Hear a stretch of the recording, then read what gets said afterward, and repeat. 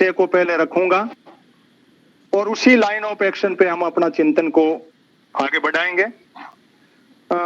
सभी भारत सरकार का ये जो नया एरा आया, मोदी एरा, इसमें बहुत बड़े बदलाव हुए। मनमोहन गवर्नमेंट ने जब मार्केट को खोला तो उस मार्केट के खोलने के बाद में मार्केट को लोगों की तो वाई रही, डिमांड सप्लाई की थ्योरी भी रह गई, लेकिन यूथ का जो 65% का जो था उसके अंदर जो बातें हुई, सरकार ने अपने अपने स्तर पे पहले मुद्रा लोन की घोषणा की ताकि लोग कुछ स्वराज रोजगार के एम्प्लॉयमेंट के नाम पे रह सकें। स्वनिधि इन्होंने योजना लागू की जो रेडी वाले। फिर इन्होंने कहा कि जो भी इंडस्ट्रियलिस्ट है कि हमें स्किल इंडिया के तहत एक प्रोग्राम चलाइए, लोगों को स्किल करिए और डिजिटल के मार्फत हमें लीजिए। फिर आया स्टार्टअप का बूम। आज की तारीख में के डेटा बोल रहे हैं कि 84,000 स्टार्टअप है और 100 से बाहर यूनिकॉर्न है जो 1 अरब की जिनका नेटवर्क जो है टर्नओवर है वो है। अब सरकार ने स्वरोजगार को नौकरी के अंदर और एम्प्लॉयमेंट के अंदर बांटा और स्वरोजगार के अंदर बांट के 3 भागों में यूथ को कहा कि या तो आप अपना रोजगार करिए, चाहे मुद्रा लोन लेके करिए, स्वनिधि से करिए, स्किल होकर के, और आप रोजगार ले लो कहीं भी प्राइवेट में या नौकरी ले लो। नौकरी को इन्होंने सर्विस सेक्टर, जो पब्लिक सेक्टर नौकरी को माना है।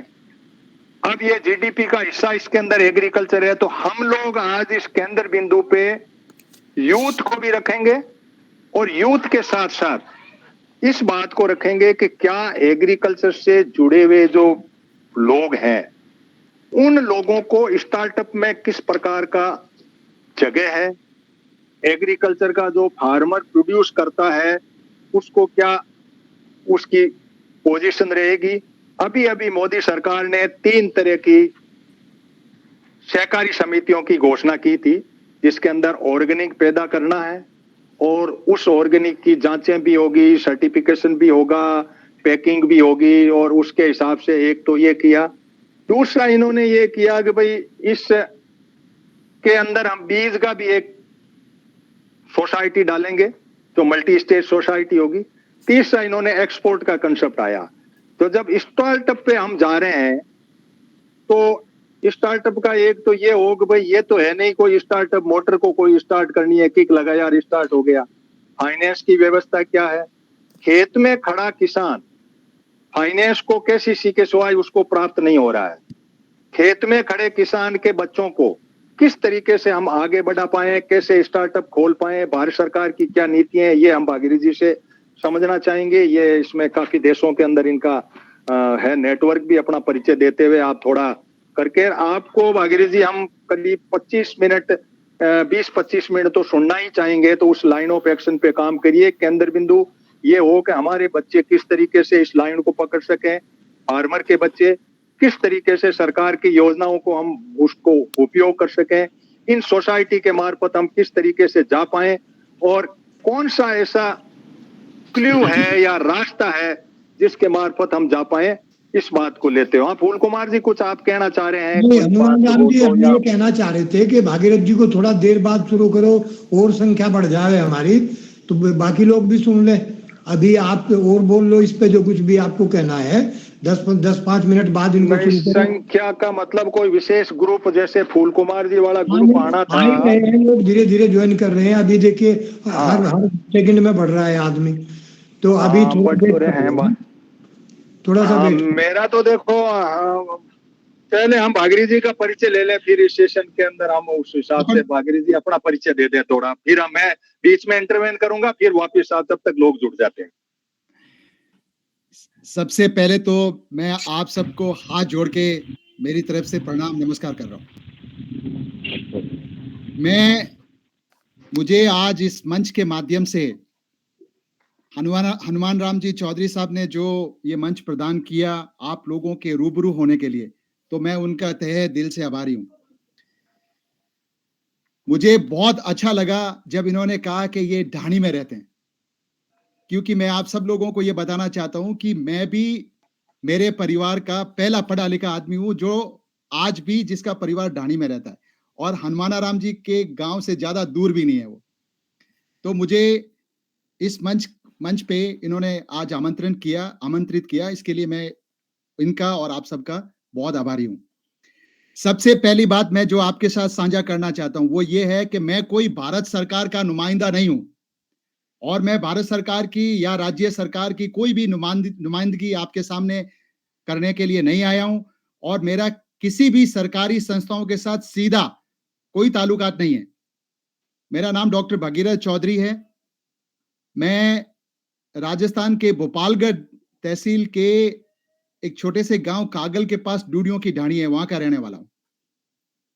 मुझे शिक्षा अच्छी मिली, मैंने मेहनत की और मैंने पिछले 21 साल के अंदर दुनिया के बड़े बड़े कृषि के वैज्ञानिकों से मिलने का, उनके यहाँ जाने का, कृषि विज्ञान और कृषि व्यवसाय का जो ये लिंक है इसको समझने का, बहुत सारी लेबोरेटरी में काम करने का मौका मिला। ये मेरा सौभाग्य है कि ये हुआ और आज मैं आप सबके सामने रूबरू हो रहा हूं। मैं जोधपुर, क्योंकि मेरा गांव जोधपुर के पास है, तो मैं जोधपुर से अभी आपसे जुड़ रहा हूं, राजस्थान से। और मैं पिछले 20 सालों से खेती के अंदर वैज्ञानिक परिप्रेक्ष्य, खेती के अंदर विज्ञान को, नवाचार को और नई तकनीक को कैसे लाया जाए, इसके लिए दिन रात लड़ता रहता हूं, दिन रात मेहनत करता हूं। किसानों के साथ खेतों में परीक्षण करता हूं, प्रदर्शनियां लगाता हूं, कंपनीज को फार्मर्स के साथ जोड़ने का काम करता हूं और जितनी भी आज जलवायु परिवर्तन की बात करें या जो दुविधाएं आ रही है देश के अंदर खेती के अंदर, तो उनमें वैज्ञानिक तरीके से कीटों को, डिजीज को कैसे किसान उन पे कैसे कंट्रोल करे, नियंत्रण करे, उसके लिए मैं बहुत सारे कार्यक्रम देश भर के अंदर करता रहता हूं। मैं एक छोटा सा गैर सरकारी संस्थान चलाता हूं जिसका नाम साउथ एशिया बायोटेक्नोलॉजी सेंटर है। ये भारत सरकार के जो DSIR संस्थान है उसके द्वारा हमें scientific and industrial research organisation का भी दर्जा मिला हुआ है। मेरे साथ तकरीबन 10 PhD बच्चे काम करते हैं और मेरे पास बहुत बड़ा देश के अंदर वैज्ञानिक परीक्षण करने का एक बहुत बड़ा नेटवर्क है। मुझे पिछले 2-3 साल से भारत सरकार की जो अपीडा है उस पे तकनीकी मेंबर के तौर पे काम करने का मौका मिला और ये कोई पॉलिटिकल अपॉइंटमेंट नहीं था। ये मैं जो काम कर रहा हूँ उस काम को देखते हुए मुझे वहां काम करने का मौका मिला, लेकिन अभी मैं अपीडा में काम नहीं कर रहा हूँ। तो मैं प्राइमरली दक्षिण एशिया जैव प्रौद्योगिकी संस्थान के माध्यम से देश के किसानों की जो समस्याएं हैं, जो बड़ी समस्याएं हैं, उनके ऊपर काम करता हूं।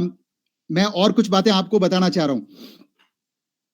मैंने पिछले 15-20 साल के अंदर जो देश के अंदर कपास की फसल है उसके ऊपर बहुत काम किया है। इसके अलावा मैं राजस्थान के अंदर जितने भी हमारे बीजीय मसाला है उसको मैं पिछले 4 साल के अंदर मेरी कड़ी मेहनत की वजह से, मेरे साथ जो लोग काम कर रहे हैं, किसान भाई जो मेरे साथ काम करते हैं, उनकी मेहनत से, जो उद्योग आगे आया उनसे साथ सीधा जुड़ने के लिए उनकी मेहनत से आज बीजीय मसालों को, जीरे को मैं देश के टॉप, मतलब आज नेशनल लेवल के ऊपर इन फसलों को, लोगों को इन फसलों के बारे में सोचने के लिए मजबूर कर रहा हूं। और भारत सरकार की और राज्य सरकार की नई नई स्कीम्स कैसे इन फसलों को जो किसान उगाते हैं उनको कैसे फायदा मिल सके उसकी दिशा में मैं बहुत काम करता हूं। मैंने देश के अंदर कपास के अंदर एक सुंडी की समस्या है उसके ऊपर बहुत बड़ा, भारतवर्ष के अंदर 1300 एकड़ के ऊपर बड़े प्रदर्शन किए, परीक्षण किए। अभी मैं जो हमारी मिर्ची है उसके ऊपर कुछ नए कीट आए हैं, उनके ऊपर बहुत बड़े साइंटिफिक एक्सपेरिमेंट करता हूं। ड्रोन को भी यूज करता हूं और माइक्रोबियल को भी यूज करता हूं, नीम ऑयल को भी यूज करता हूं और नई केमिस्ट्री को भी यूज करता हूं। और मैं ये देखता हूं कि किससे किसान को ये नई समस्या से निजात मिल पाए। तो ये सब छोटे छोटे कार्य मैं मेरे इस संस्थान के माध्यम से करता हूं। मैं ये कोशिश करता हूं कि नई तकनीक जिसके अंदर चाहे इंप्रूव्ड वेराइटीज हो, चाहे ड्रोन की फैसिलिटीज हो, चाहे आप ऑर्गेनिक सर्टिफिकेशन की सुविधा को कैसे सरलीकरण किया जाए, क्योंकि वो बहुत ही जटिल समस्या है। उसकी सरलीकरण के लिए भी सरकार से लड़ता रहता हूं और मैं कोशिश करता हूं कि किसान रासायनिक का उपयोग कम करे लेकिन कम उपयोग करें। उसका कॉम्बिनेशन हो, हमारी जो नीम ऑयल हो गया, माइक्रोबियल जो हमारा डाइवर्सिटी है, और जो बिजनेसेस है, ये जो कम रसायन जिनको हम पेस्टिसाइड रेजिड्यू फ्री बोलते हैं, जिसमें के कीटनाशक के अंश नहीं आते, जो ऑर्गेनिक का एक पहला स्टेप है, उसकी दिशा में किसान अपनी खेती को लेके जाए ताकि उनको 2 पैसा ज्यादा मिले और कंपनीज, इंस्टीट्यूशंस किसानों से सीधा माल है वो प्रोक्योर करे। तो इस दिशा में बहुत बड़े स्तर पे मैं काम करता हूं। मैं एक छोटे परिवार से हूं, मेरा कोई राजनीतिक लेना देना नहीं है। मैं कोई पार्टी से सीधा जुड़ा हुआ नहीं हूं। मैं ये कोशिश कर रहा हूं कि कृषि विज्ञान, नवाचार और तकनीक के माध्यम में देश की कृषि को कैसे संबल और समृद्ध किया जाए। ये भाई साहब छोटा सा मैं चलो, बहुत बहुत धन्यवाद डॉक्टर साहब, आपने अपना परिचय दिया, हमें समझने में सुविधा रहेगी, बात करने में सुविधा रहेगी। और बार बार मैं यही निवेदन करूंगा आपसे कि केंद्र बिंदु में मेरे किसान को रख करके और आपके प्रयास जो है वो हो जाए, क्योंकि हम खेत में खड़े किसान की चिंता के लिए इकट्ठे होने वाले लोग हैं। हर सप्ताह मिलते हैं, हमारा खेत में फावड़ा लिया किसान किस तरीके से करे। अब मैं 2 वक्ताओं को बीच में आपके लेऊंगा डॉक्टर साहब, 2-2 मिनट के लिए मेरी बात को रखने दिए। एक मैक सिंह जी हैं जो हमारे एफपीओ वगैरह, स्टार्टअप वगैरह की समझ रखते हैं, लोगों के सलाहकार भी हैं उनसे, और जो यूपी से हैं। और हमारे बीच एक मनीष भारती जी है जो ऑर्गेनिक फार्म चलाते हैं, उनसे। और फिर मैं आपका रूबरू कराऊंगा वैज्ञानिकों से, डॉक्टर अनिल और उनके मार्फत, और आपका सेशन लेने के बाद में। मैक सिंह जी, आप सीधे से 1 या 2 सवाल करें, फिर हम वापस आएंगे कि हम इस सेशन को किस दिशा में बढ़ाएं जो यूजफुल हो यूथ के लिए और फार्मर के लिए। हम रिकॉर्ड करके वहां तक पहुंचाएं। ये बात भी बताएं कि देखो इस तरीके से भागीरथ जी बढ़े हैं, या इस तरह से ये देश बढ़ रहा है, या ये स्टार्टअप का किस तरह का सेटअप है। इस लाइन ऑफ एक्शन पे 1 या 2 सवाल आप करें। और मनीष जी से भी मैं दोबारा कहूंगा कि 1-1 मिनट आप लें, ताकि फिर मैं बाकी भागीरथ जी को लेके इनके पूरे सेशन को हम 20 मिनट के अंदर वापस सुन पाए। Over to Mak Singh ji. Sir, अभी एक दूसरे फोन कॉल पे हूँ, तो आप लोग आगे बात करें, मैं फिर बाद में बात करता हूँ आधे घंटे बाद। मैं सुन रहा हूँ साथ में आपको। चलो ठीक है। मनीष भारती जी, आप कोई सवाल रेज करना चाहेंगे? मेरे सवाल तो मैंने केंद्र बिंदु बता दिए कि हम फार्मर, खेत में खड़ा फार्मर की परिभाषाएं भागीरथ जी सरकार ने बहुत ही एबनॉर्मल तरीके से बदलाव कर दी है, जो कॉर्पोरेट इसमें घुसने के क्ल्यू पॉइंट डाल दिए हैं। वहां मेरे पर्सन है बहुत सारे को, हम हर वक्त उसका विरोध करते हैं। ओरिजिनल फार्मर जिसको कहते हैं, जो खेत में खड़ा फावड़ा लेके अपनी वो कर रहा है, उसके हिसाब से। भाई मनीष जी, आप कोई ऐसी लाइन दे पाए कि हम इस सेशन को, स्टार्टअप के सेशन को किस तरीके से बढ़ाएं। आप पूरे के पूरे ऑर्गेनिक फार्म हाउस के मालिक है। आप सेशन को कंटिन्यू करें। अभी तो मेरे ख्याल से आपने ऑलरेडी भूमिका रखी है। चलो ठीक है, मैं फिर डॉक्टर भागीरथ को भी ले लूं। क्या आप डॉक्टर साहब आप अपना 20 मिनट में अपनी बात को पूरा रखें। आपका परिचय हमारा जो ढेर लोगों ने सुना, और सब खुश हैं इस बात से कि आप बहुत मेहनत कर रहे हैं, और आप इस सेशन को आगे बढ़ाएं 20 मिनट तक, और इसमें बताएं कि बच्चों को एक ऐसी लाइन मिले जो स्टार्टअप की दुनिया में घुस सके। उस लाइन ऑफ एक्शन पे अपनी बात रखें डॉक्टर भागीरथ। धन्यवाद भाई साहब हनुमान राम जी। मैं आप लोगों के साथ जो मैं काम कर रहा हूं, और स्टार्टअप के परिप्रेक्ष्य में खेती को व्यवसाय की दृष्टि से कैसे हम उसको आगे लेके जाएं, भारत सरकार की, राज्य सरकार की और राज्य सरकारों की क्या स्कीम्स है, क्या प्रोग्राम्स है, क्या इनिशिएटिव्स है, क्या पॉलिसी डायरेक्शन देश को आज मिल रहा है, जो मैं अभी जो चल रहा है मैं उसी के बारे में बता सकता हूं। तो मैं उसके बारे में आपसे कुछ बातचीत करूंगा। लेकिन उससे पहले, क्योंकि हनुमान राम जी बार बार कह रहे हैं कि किसान इस प्रोग्राम का मुख्य बिंदु है, तो मैं इसके बारे में कुछ छोटी-मोटी बातें जो मेरी समझ में आती है वो आपके साथ पहले साझा करूंगा। जैसा आप सब जानते हैं कि देश की आजादी के बाद किसानों की हालत में कोई बहुत बड़ा बदलाव हमें देखने को नहीं मिल रहा है। देश में पिछले 75 सालों में बहुत सारी स्कीम्स, बहुत सारे प्रोग्राम्स, चाहे अभी जो रिसेंटली हनुमान राम जी ने जो स्कीम्स के बारे में बताया, बहुत सारी स्कीमें, चाहे वो कृषि विभाग हो, चाहे उद्योग मंत्रालय हो, चाहे कृषि प्रसंस्करण मंत्रालय हो, या चाहे हमारे हॉर्टिकल्चर के डिपार्टमेंट्स हो, स्कीम्स की तो कोई कमी नहीं है। स्कीम्स तो इतनी है कि मैं आपको अगर उनका नाम भी लूंगा तो 20 मिनट हो जाएंगे। इतनी सारी स्कीम्स भारत और राज्य सरकारों की देश में किसानों के उत्थान के लिए चल रही है। लेकिन ये उत्थान हो क्यों नहीं रहा है? और उनकी जो मुश्किलें हैं और जो जोखिम्स हैं, वो दिनों दिन बढ़ते क्यों जा रहे हैं? तो इसके जिम्मेदार कौन है? क्या हम सब किसान इसके जिम्मेदार हैं? क्या सरकार की जो ये स्कीम्स हैं वो जिम्मेदार है कि वो स्कीम्स किसान के लिए नाम से बनी है, या फिर वो सिस्टम है जो इन स्कीम्स को किसानों तक सही तरीके से पहुंचाने नहीं दे पा रहा है या पहुंचा नहीं पा रहा है?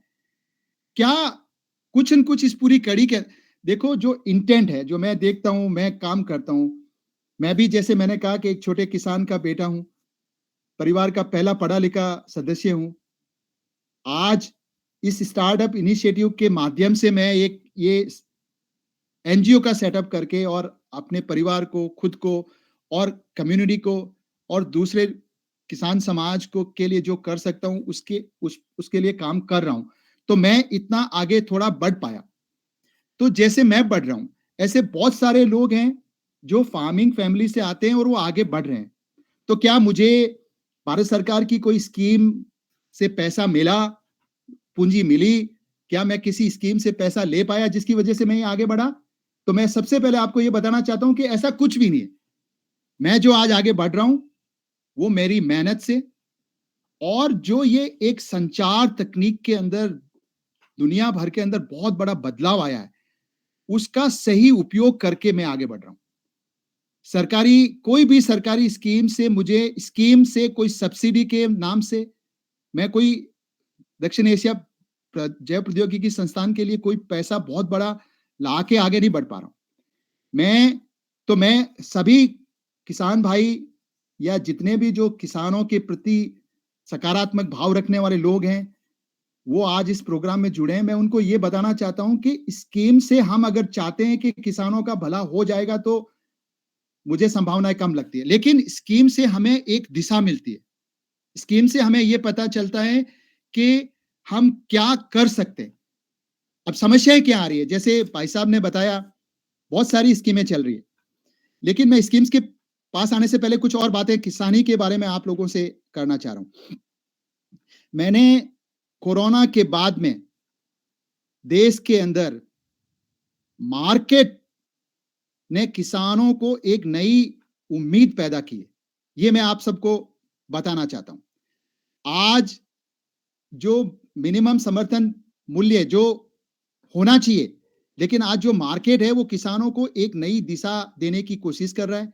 मार्केट के अंदर जो आज किसान जो मेहनत करता है, जोखिम लेता है, जो उससे उत्पाद बना रहा है, उसकी मार्केट में अब वैल्यू होना शुरू हो गई है। ये एक बहुत बड़ा परिवर्तन मुझे कोविड के बाद में देखने को मिल रहा है।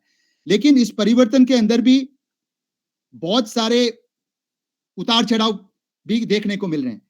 लेकिन इस परिवर्तन के अंदर जो गुणवत्ता है, जो हम उत्पाद कर रहे हैं, चाहे वो ऑर्गेनिक की बात करो, चाहे इंटीग्रेटेड पेस्ट मैनेजमेंट के माध्यम से पेस्टिसाइड रेजिड्यू फ्री की बात करो, तो ये किसानों को एक, मुझे ऐसे लग रहा है, मेरा ऐसा खुद का भाव है कि मुझे एक उम्मीद दिख रही है। और उसका मैं आपको सबसे बड़ा उदाहरण, जो मैं क्यों कपास में काम करता हूं, मैं मसालों में काम करता हूं।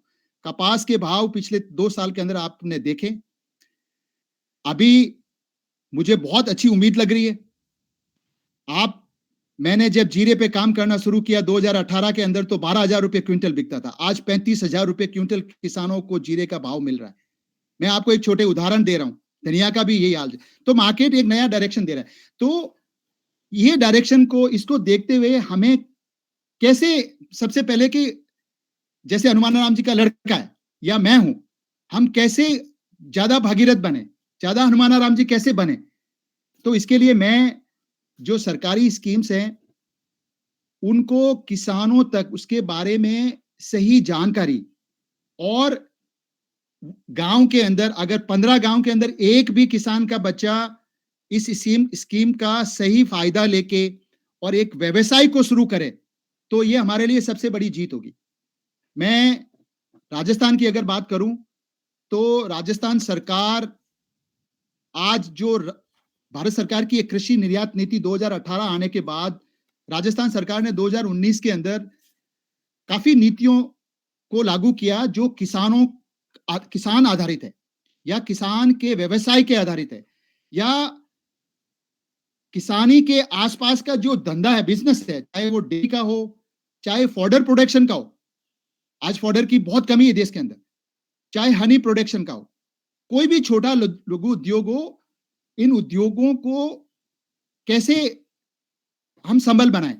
तो सबसे जो बड़ा मुद्दा है कि सारी जो स्कीम्स है, जैसे राजस्थान सरकार की राजस्थान कृषि प्रसंस्करण, कृषि भंडारण एवं कृषि निर्यात प्रोत्साहन नीति, इस नीति के माध्यम से इवन किसानों को बिना कोलेटरल के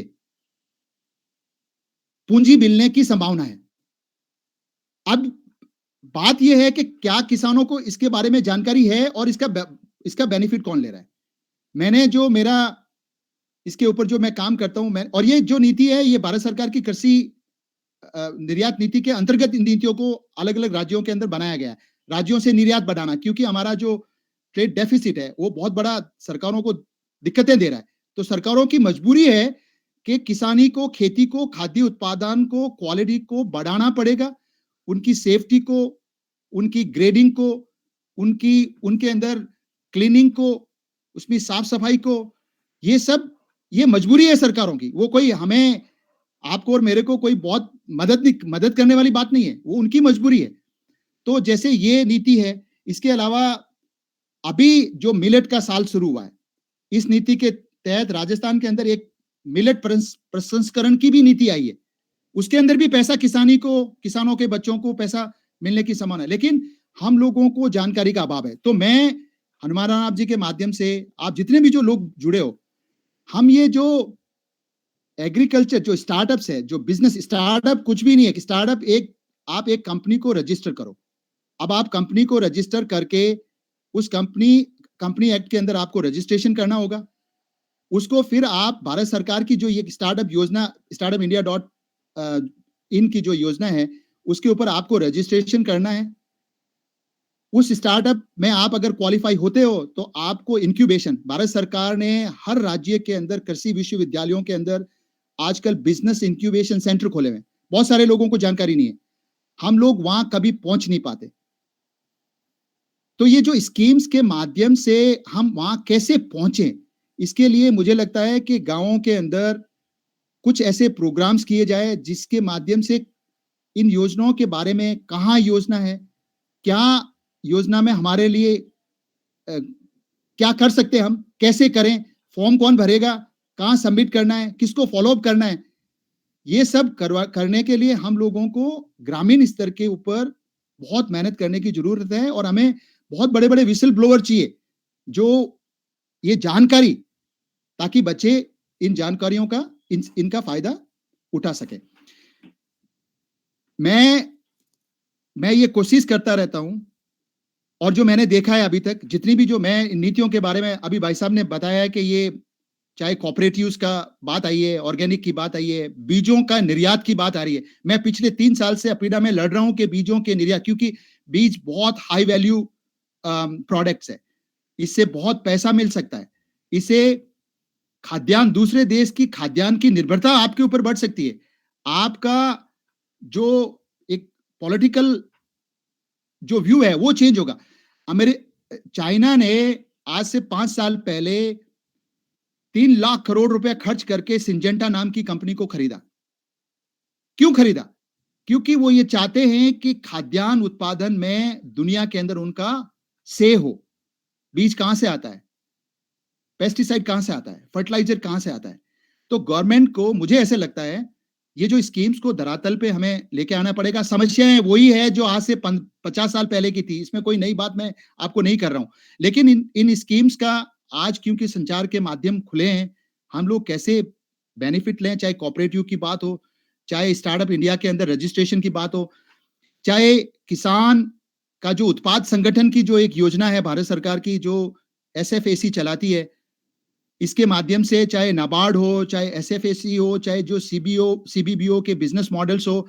अभी हनुमाना राम जी, रून के अंदर परसों, आपके गांव से रूण तो कोई ज्यादा दूर नहीं है, मैंने बहुत कोशिश की नाबार्ड के साथ मिलके रून के अंदर एक फार्मर प्रोड्यूसर ऑर्गेनाइजेशन की स्थापना कराई। उस फार्मर प्रोड्यूसर ऑर्गेनाइजेशन के माध्यम से काफी लोग इकट्ठे हुए।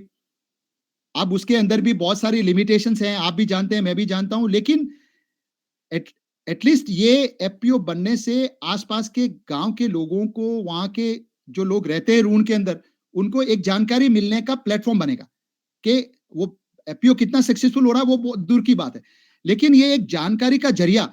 आज हमारी सारी जानकारी जो आ रही है वो रिटेलर से आती है, जो बीज और पेस्टिसाइड, कीटनाशक, फर्टिलाइजर जो बेचता है, उनसे आज हमारे पास सारी जानकारी आती है। इसके अलावा हमारे पास कोई दूसरा सोर्स नहीं है। उनका एक बिजनेस इंटरेस्ट होता है और वो जानकारी उनके क्या इंटरेस्ट में है वही हम तक पहुंच पाती है। तो ये जो नए इनिशिएटिव, चाहे कोऑपरेटिव का हो, चाहे स्टार्टअप का हो, चाहे फार्मर प्रोड्यूसर ऑर्गेनाइजेशन का हो, इनके माध्यम से हमें इन स्कीम्स की और क्या परिवर्तन पॉलिसीज के अंदर आ रहा है, क्या स्कीम्स आ रही है, कहां से पूंजी मिल सकती है, उसके बारे में हमें अलग अलग एरिया के अंदर विसल ब्लोअर्स बनाने की, लोगों को जागृत करने की बहुत आवश्यकता है। एक और बात मैं आपको बताना चाहता हूं, जीरे के अंदर पिछले 5 साल के अंदर मैंने बाड़मेर, जैसलमेर, आपके नागौर के अंदर, पाली, जोधपुर, 16,000 मैट्रिक टन का जीरा, जिसको हम पेस्टिसाइड रेजिड्यू फ्री के नाम से कंपनियों को मैंने लिंक करवाया है, और आज किसानों को मार्केट से 15 से 20% भाव में ये जीरा आज मार्केट में कंपनियां उनसे डायरेक्टली खरीद रही है।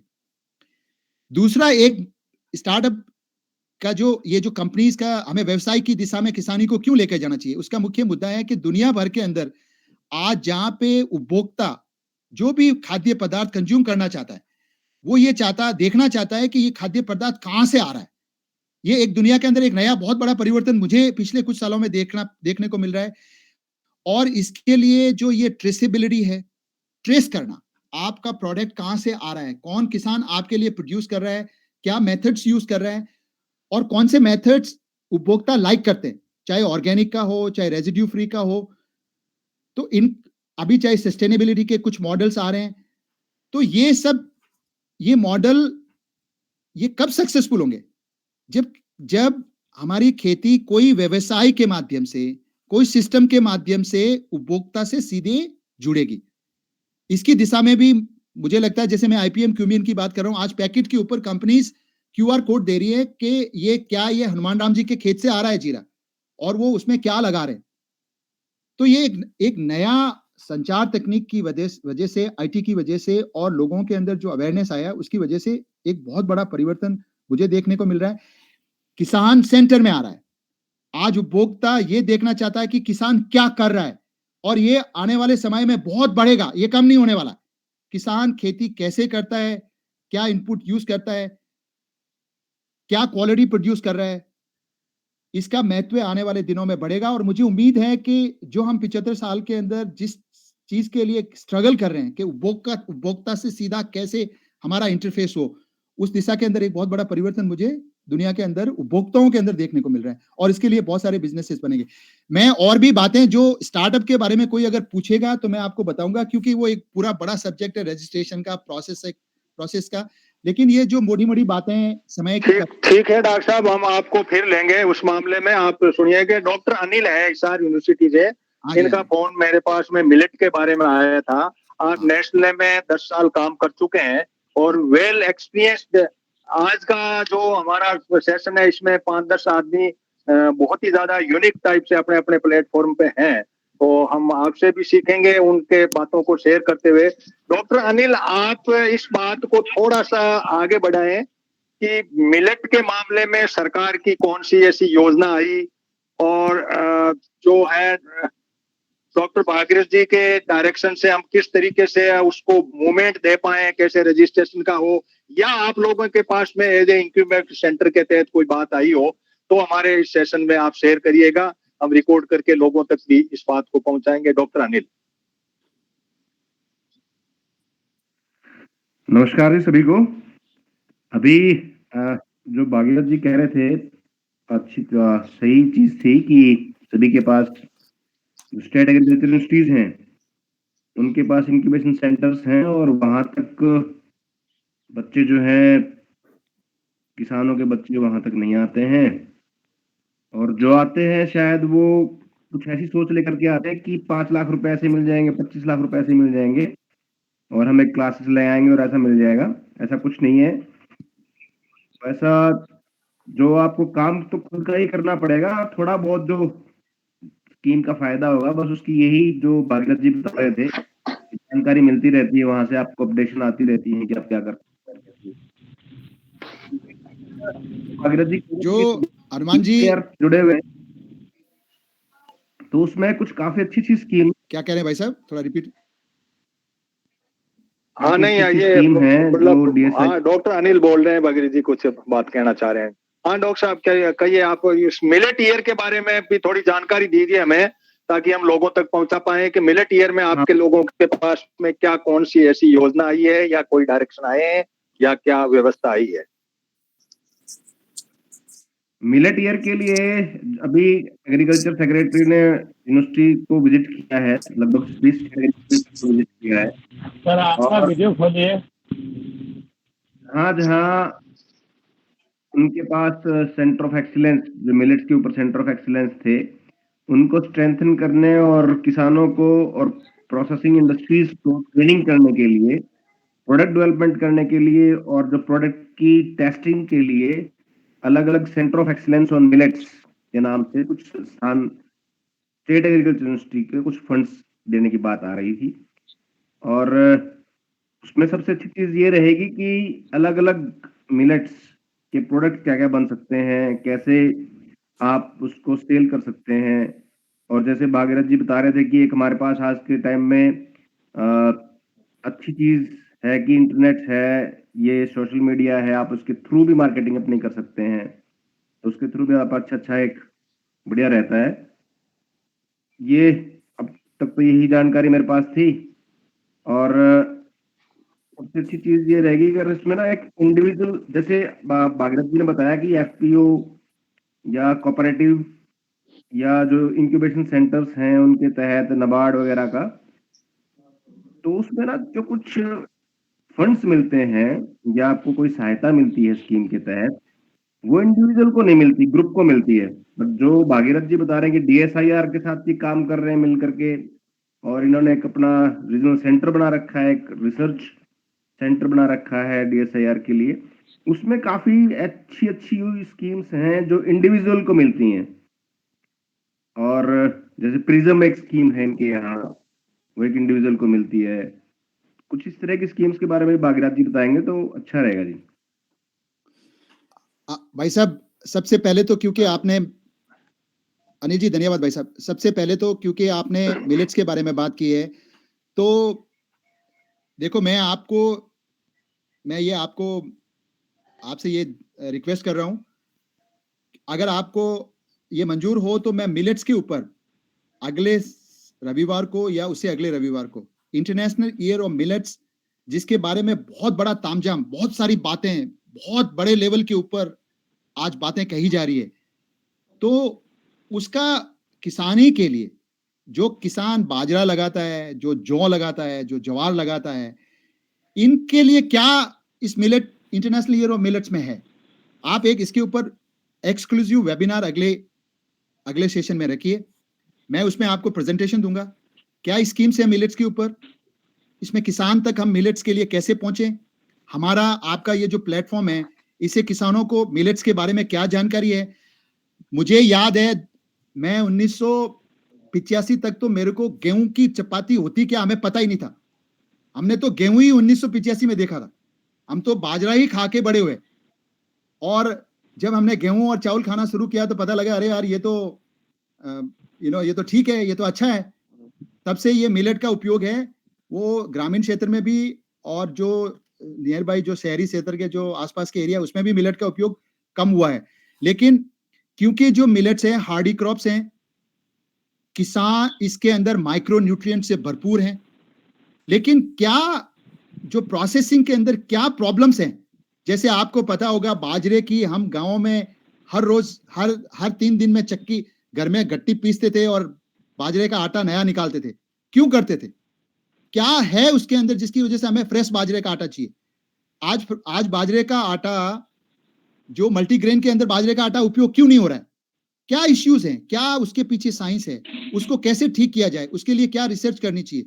और मिलेट्स ईयर के अंदर हमें जो सरकारी स्कीम्स हैं, जो ये बातें हैं, उससे किसानों को क्या फायदा हो। आप एक एक्सक्लूसिव वेबिनार रखिए, उस वेबिनार में मैं और भी लोगों को जोड़ूंगा और हम एक दो और वक्ता बुला सकते हैं, तो उसमें और ज्यादा जानकारी हम आपको दे सकते हैं सर। ठीक है भागीरथ जी, वैसे एक सेशन हमारे लिए आप अगला ही रख सकते हैं, क्योंकि अगले बाद में तो मैं फिर बजट सेशन में संसद की ऊपर निगरानी रखने के ऊपर बिजी हो जाता हूँ और संसद की हर बात मैं आगे लोगों तक शेयर करता हूँ।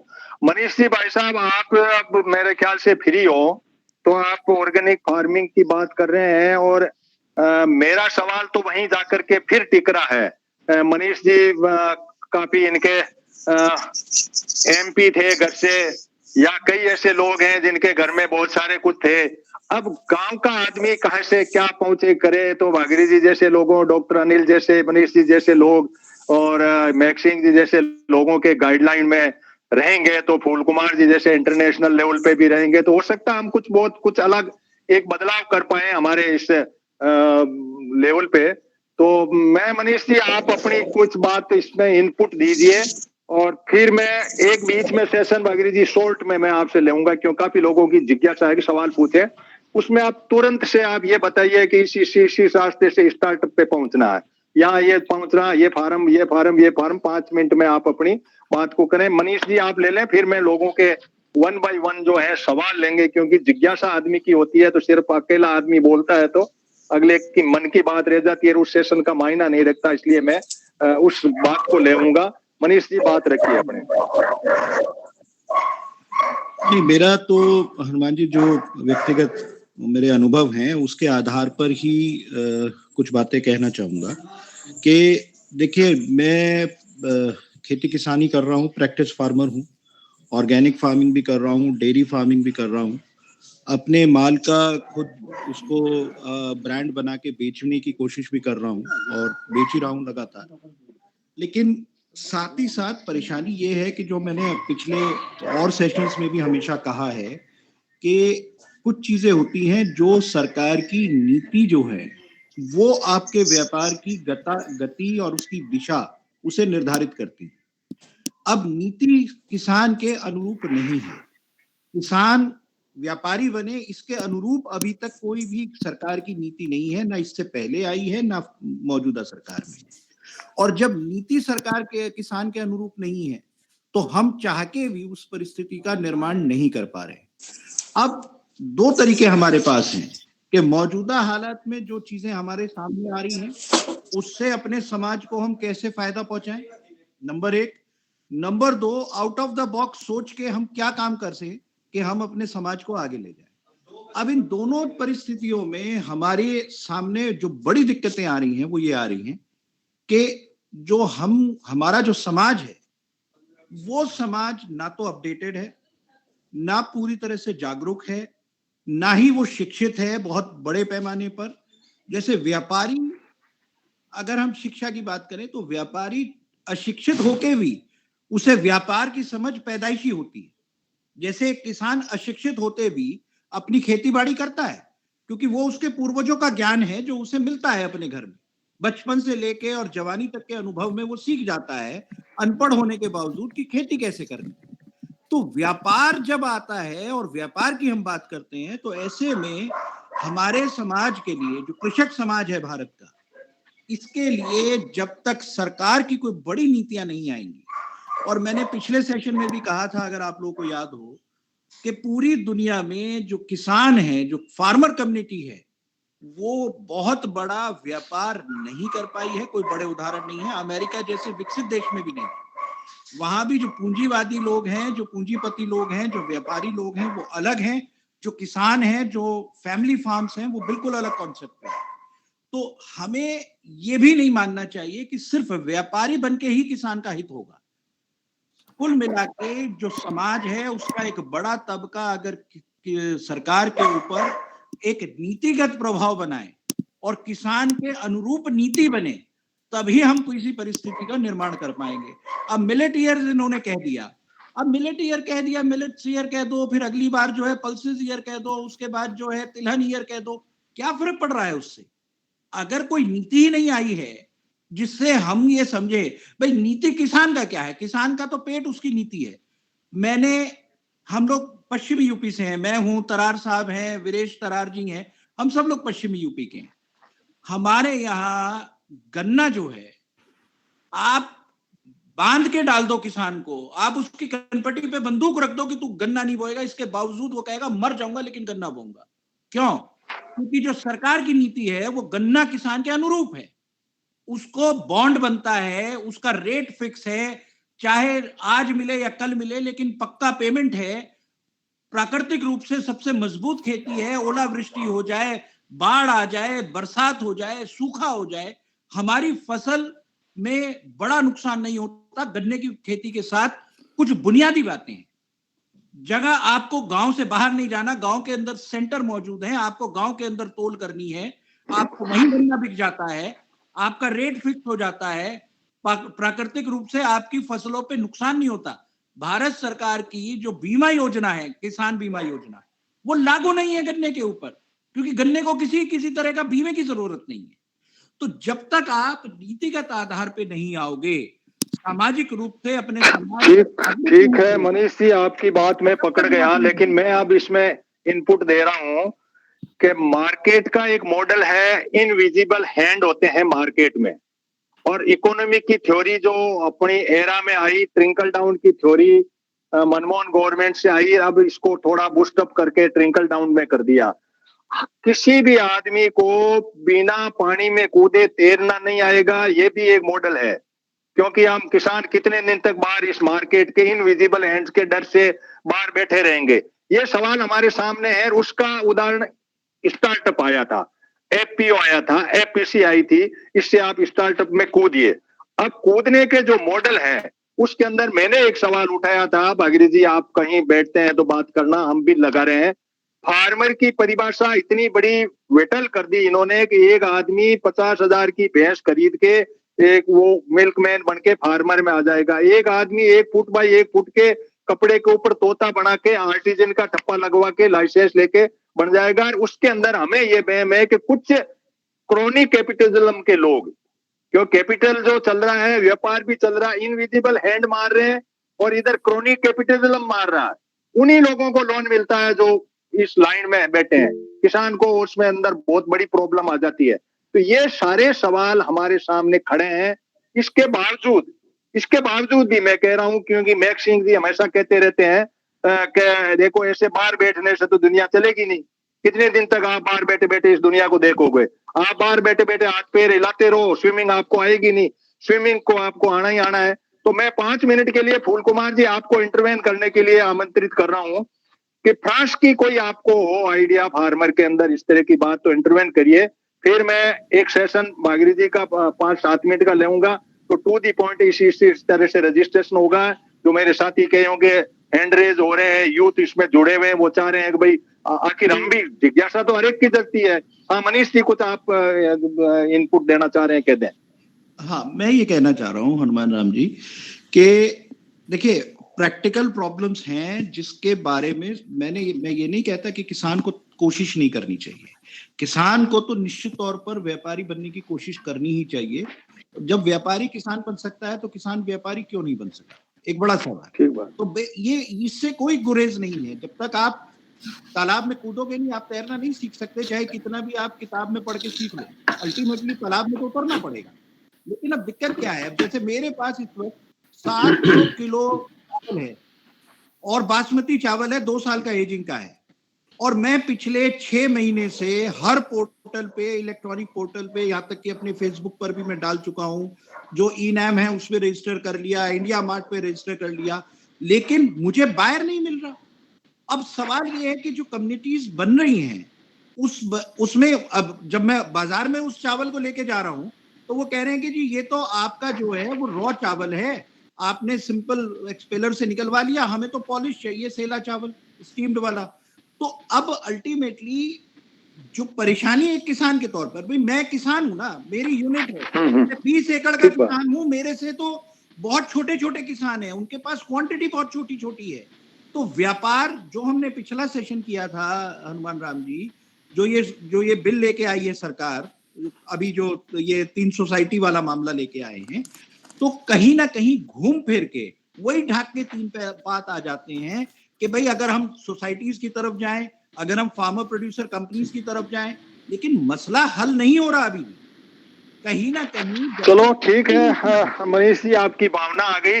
फूल कुमार जी, आप कोई फास्ट का इनपुट अपने दें, उसके बाद में मैं भागीरी जी को ले लूं, फिर मैं सवाल जवाब लेऊंगा लोगों के, कि रिकॉर्ड एक सेशन होगा तो लंबा नहीं खींचना चाहेंगे हम। फूल कुमार जी, आप अपना माइक ओपन करें और फास्ट का कोई एक्सपीरियंस आपके पास हो तो दे। इंडिया का तो हम डिस्कशन कर रहे हैं। हाँ जी सर, आप सभी को नमस्कार। ऐसे तो वैसे मेरा तो एक्सपीरियंस डायरेक्ट तो है नहीं, लेकिन हाँ कुछ दोस्त हैं तो उनके फार्म हाउसेस पे कई बार रहने का मौका मिल जाता है, तो कुछ चीज़ें देख लेते हैं, इनसे समझ लेते हैं, जो भी वहाँ पे देखने से पता लग जाता है कि इनका मिनिमम थ्रेशोल्ड क्या है अपनी फार्मिंग के इकोसिस्टम को अपने कंट्रोल में रखने का।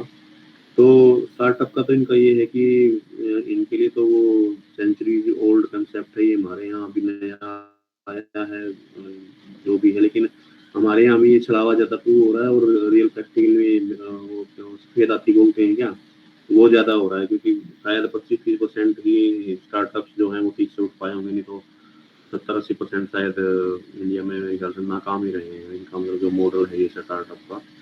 पर रही बात फार्मर्स की अपनी मिनिमम थ्रेशोल्ड, मेन बात क्या है, जो डिपेंडेंसी है वो फार्मर्स ने अपने कंट्रोल में नहीं रखी है। असली बात यहाँ पे है, इंडिया में गवर्नमेंट ये स्ट्रगल किसानों के साथ धक्के से करती है कि तुम्हारा सिस्टम हम कंट्रोल करेंगे, यहाँ नहीं है वो कहानी। बस ये सबसे बड़ा फर्क है। तो जैसे मैंने शायद पीछे भी एक बार बताया था कि यहाँ आपको खाद बीज की, यूरिया की, पेस्टिसाइड की दुकान ही नहीं मिलती।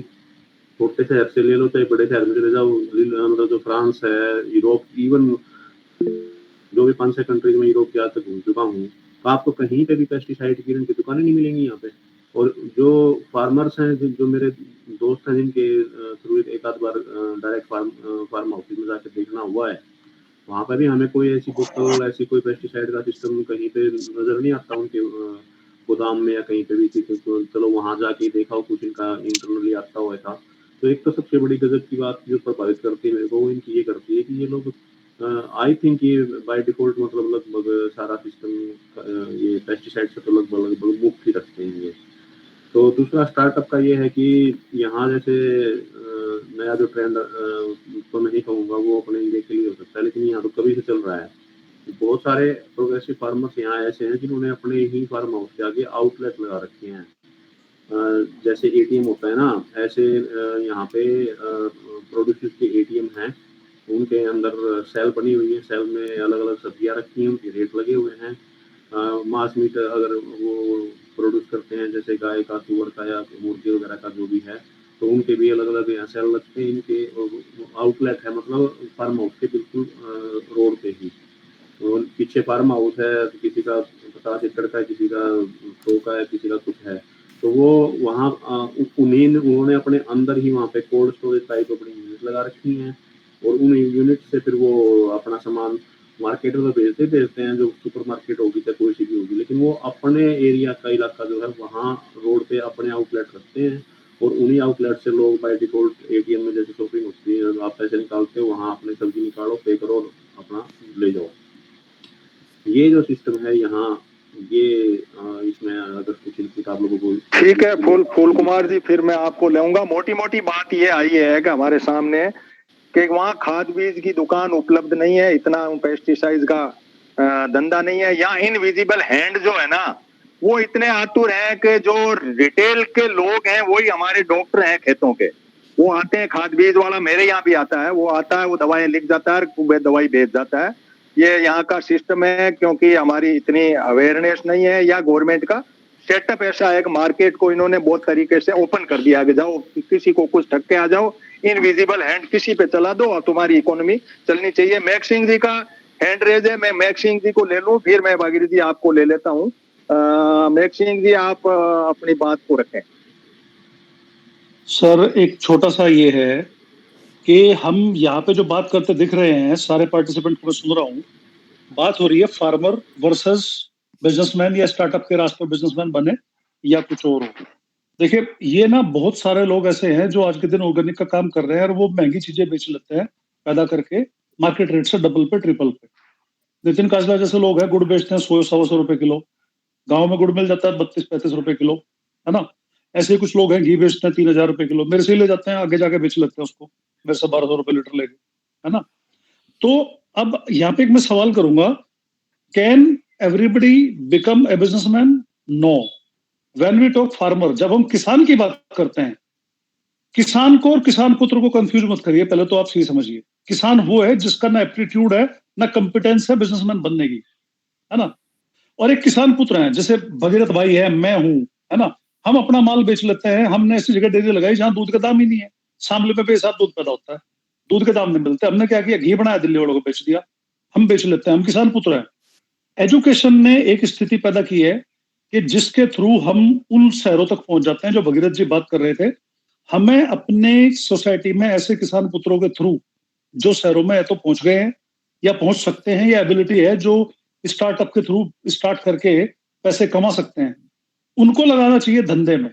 और किसान की डेफिनेशन मेरे लिए वो है, यदि किसान में कंपिटेंसी होती तो वो पहले ही बन गया होता, किसान ही क्यों होता, बढ़िया बन गया होता वो पहले ही, है ना।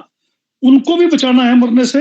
यदि हर आदमी बेचने लगे ना, हर आदमी एटीएम खोल ले, हर आदमी डेयरी चला ले, हर आदमी सब कुछ कर ले, तो फिर इन्हें भी रेट नहीं मिलेंगे। नितिन काजला को रेट इसलिए मिलते हैं क्योंकि नितिन काजला वाले लोग 10 हैं टोटल गिन के। जब वो 10 के 10,000 हो जाएंगे तो कोई आदमी 120 रुपए का गुड़ क्यों लेगा, वहां पे कंपटीशन आ जाएगा, वहां पे गुड़ 60 रुपए बिकेगा, है ना। तो हर एक किसान को बिजनेसमैन नहीं बनाया जा सकता, और हर एक बिजनेसमैन जो है ना, वो किसानी नहीं कर सकता। यहाँ पे हमें एज ए ग्रुप सोचना है हमारी पॉलिसी क्या है।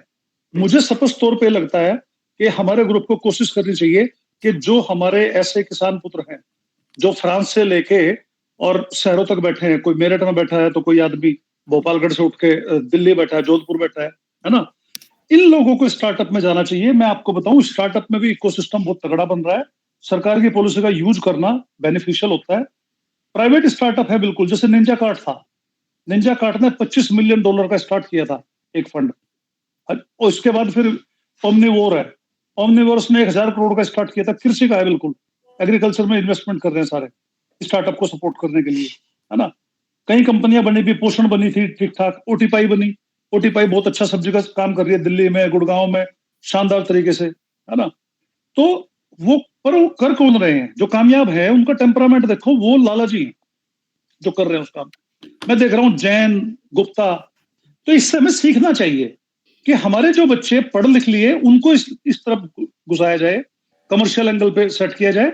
और जो किसान है, जो ऐसी पीढ़ी है जो 50 साल का, 55 साल का है या 60 साल का है और वो खेत में खड़ा है, उसके लिए हमें प्लान करना चाहिए कि वो किसी कोऑपरेटिव के रास्ते, है ना, अपने माल को इस तरह से इन स्टार्टअप तक पहुंचाए कि उसे भी 2 पैसे अच्छे मिल जाए और स्टार्टअप भी वायबल हो।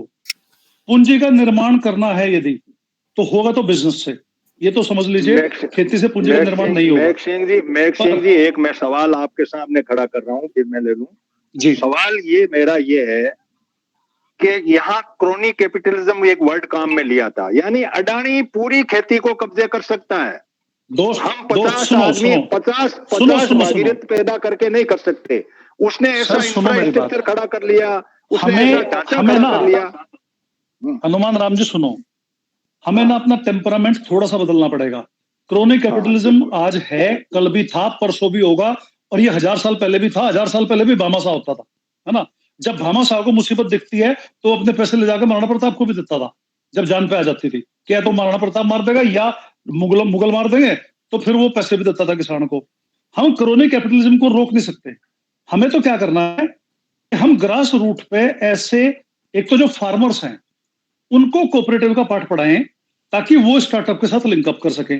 एक बात, जैसे मैं आपको एक एग्जांपल देता हूं, अभी ना कल मेरे से मिलने के लिए लखनऊ से एडी आया था, डेयरी का असिस्टेंट डायरेक्टर होता है, उसके बाद डायरेक्टर बनता है सीधा।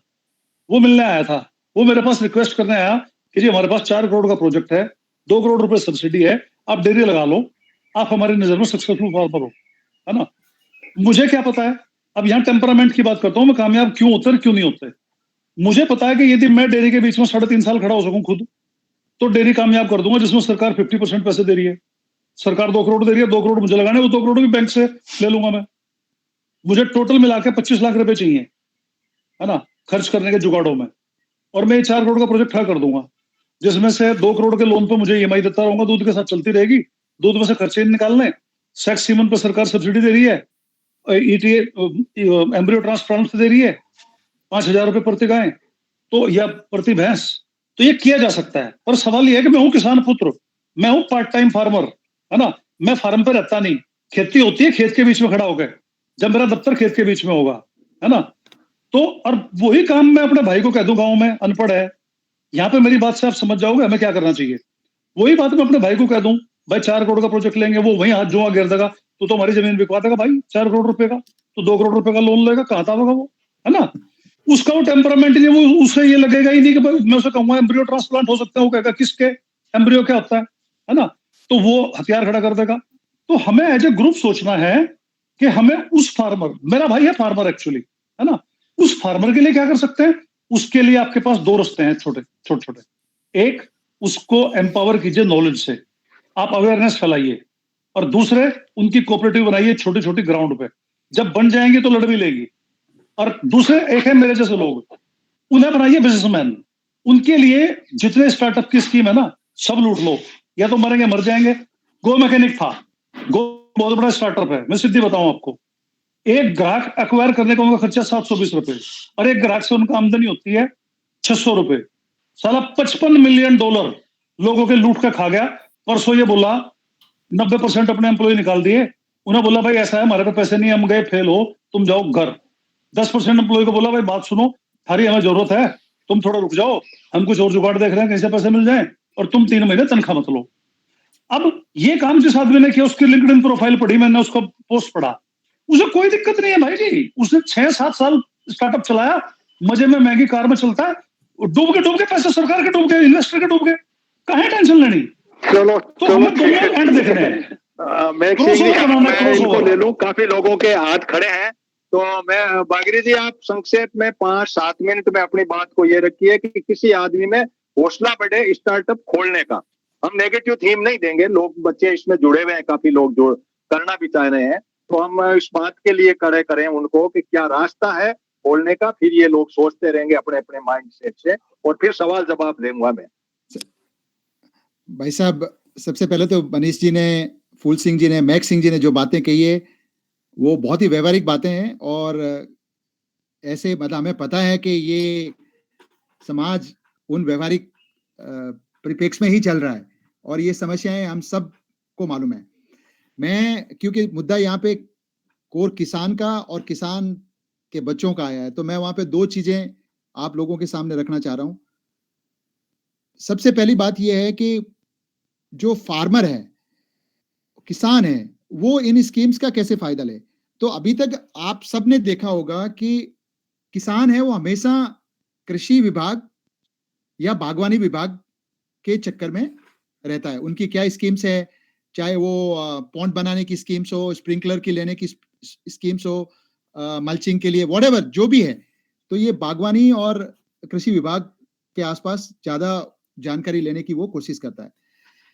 क्योंकि हम स्टार्टअप की बात कर रहे हैं, तो मैं किसान भाइयों से ये निवेदन करूंगा कि आप लोग थोड़ा आने वाले समय के अंदर या अभी आप ये जरूर कोशिश करें कि आपके एरिया में, चाहे आप यूपी से, हरियाणा, पंजाब, राजस्थान कहीं से भी हैं, तो वहां पे जो कृषि विपणन का जो विभाग है, कृषि विपणन जो एग्रीकल्चर मार्केटिंग का जो विभाग है, जो मंडियां चलाता है, ये क्योंकि एग्रीकल्चर को सरकार प्रोसेसिंग की डायरेक्शन में लेके जाना चाहती है कि लोकल लेवल पे प्रोसेसिंग बढ़े, चाहे उसका एग्रीगेशन बढ़े, मतलब आप इकट्ठा हो या उसके अंदर छोटा प्राइमरी प्रोसेसिंग हो, इस दिशा में काफी ये अंडर स्टार्टअप सरकार की सारी स्कीम्स के अंदर यही हो रहा है कि गांवों के लेवल के ऊपर कुछ एक्टिविटीज एग्रीकल्चर प्रोड्यूस की क्वालिटी इंप्रूवमेंट करना उसके ऊपर हो।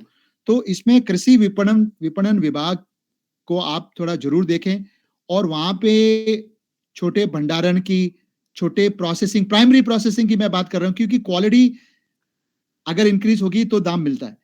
तो आप थोड़ा ये कृषि विपणन विभाग को थोड़ा देखें। एक आजकल जो उद्योग मंत्रालय है जिससे अपन बहुत डरते हैं, हमें लगता है कि उद्योग मंत्रालय है वो सब बड़े बड़े बिजनेस लोगों के लिए, लेकिन वहां पे लघु उद्योग के लिए बहुत छोटी छोटी स्कीम्स हैं जो कृषि की तरफ, कृषि और खाद्य प्रसंस्करण की तरफ ज्यादा देख रही है। तो उनके ऊपर भी अपन थोड़ा अपना ध्यान दें। और तीसरा फूड प्रोसेसिंग, ये हर एक राज्य के अंदर एक फूड प्रोसेसिंग का और जिले स्तर पे, तहसील स्तर पे भी कुछ डिपार्टमेंट्स रहते हैं। तो इनके अंदर एग्रीकल्चर के अंदर जो क्लीनिंग ग्रेडिंग का हो या छोटा वैल्यू एडिशन का हो, भंडारण का हो, इन स्कीम्स का, क्योंकि आप कृषि और बागवानी की तो ले ही रहे हैं, तो इन स्कीम्स की तरफ देखें।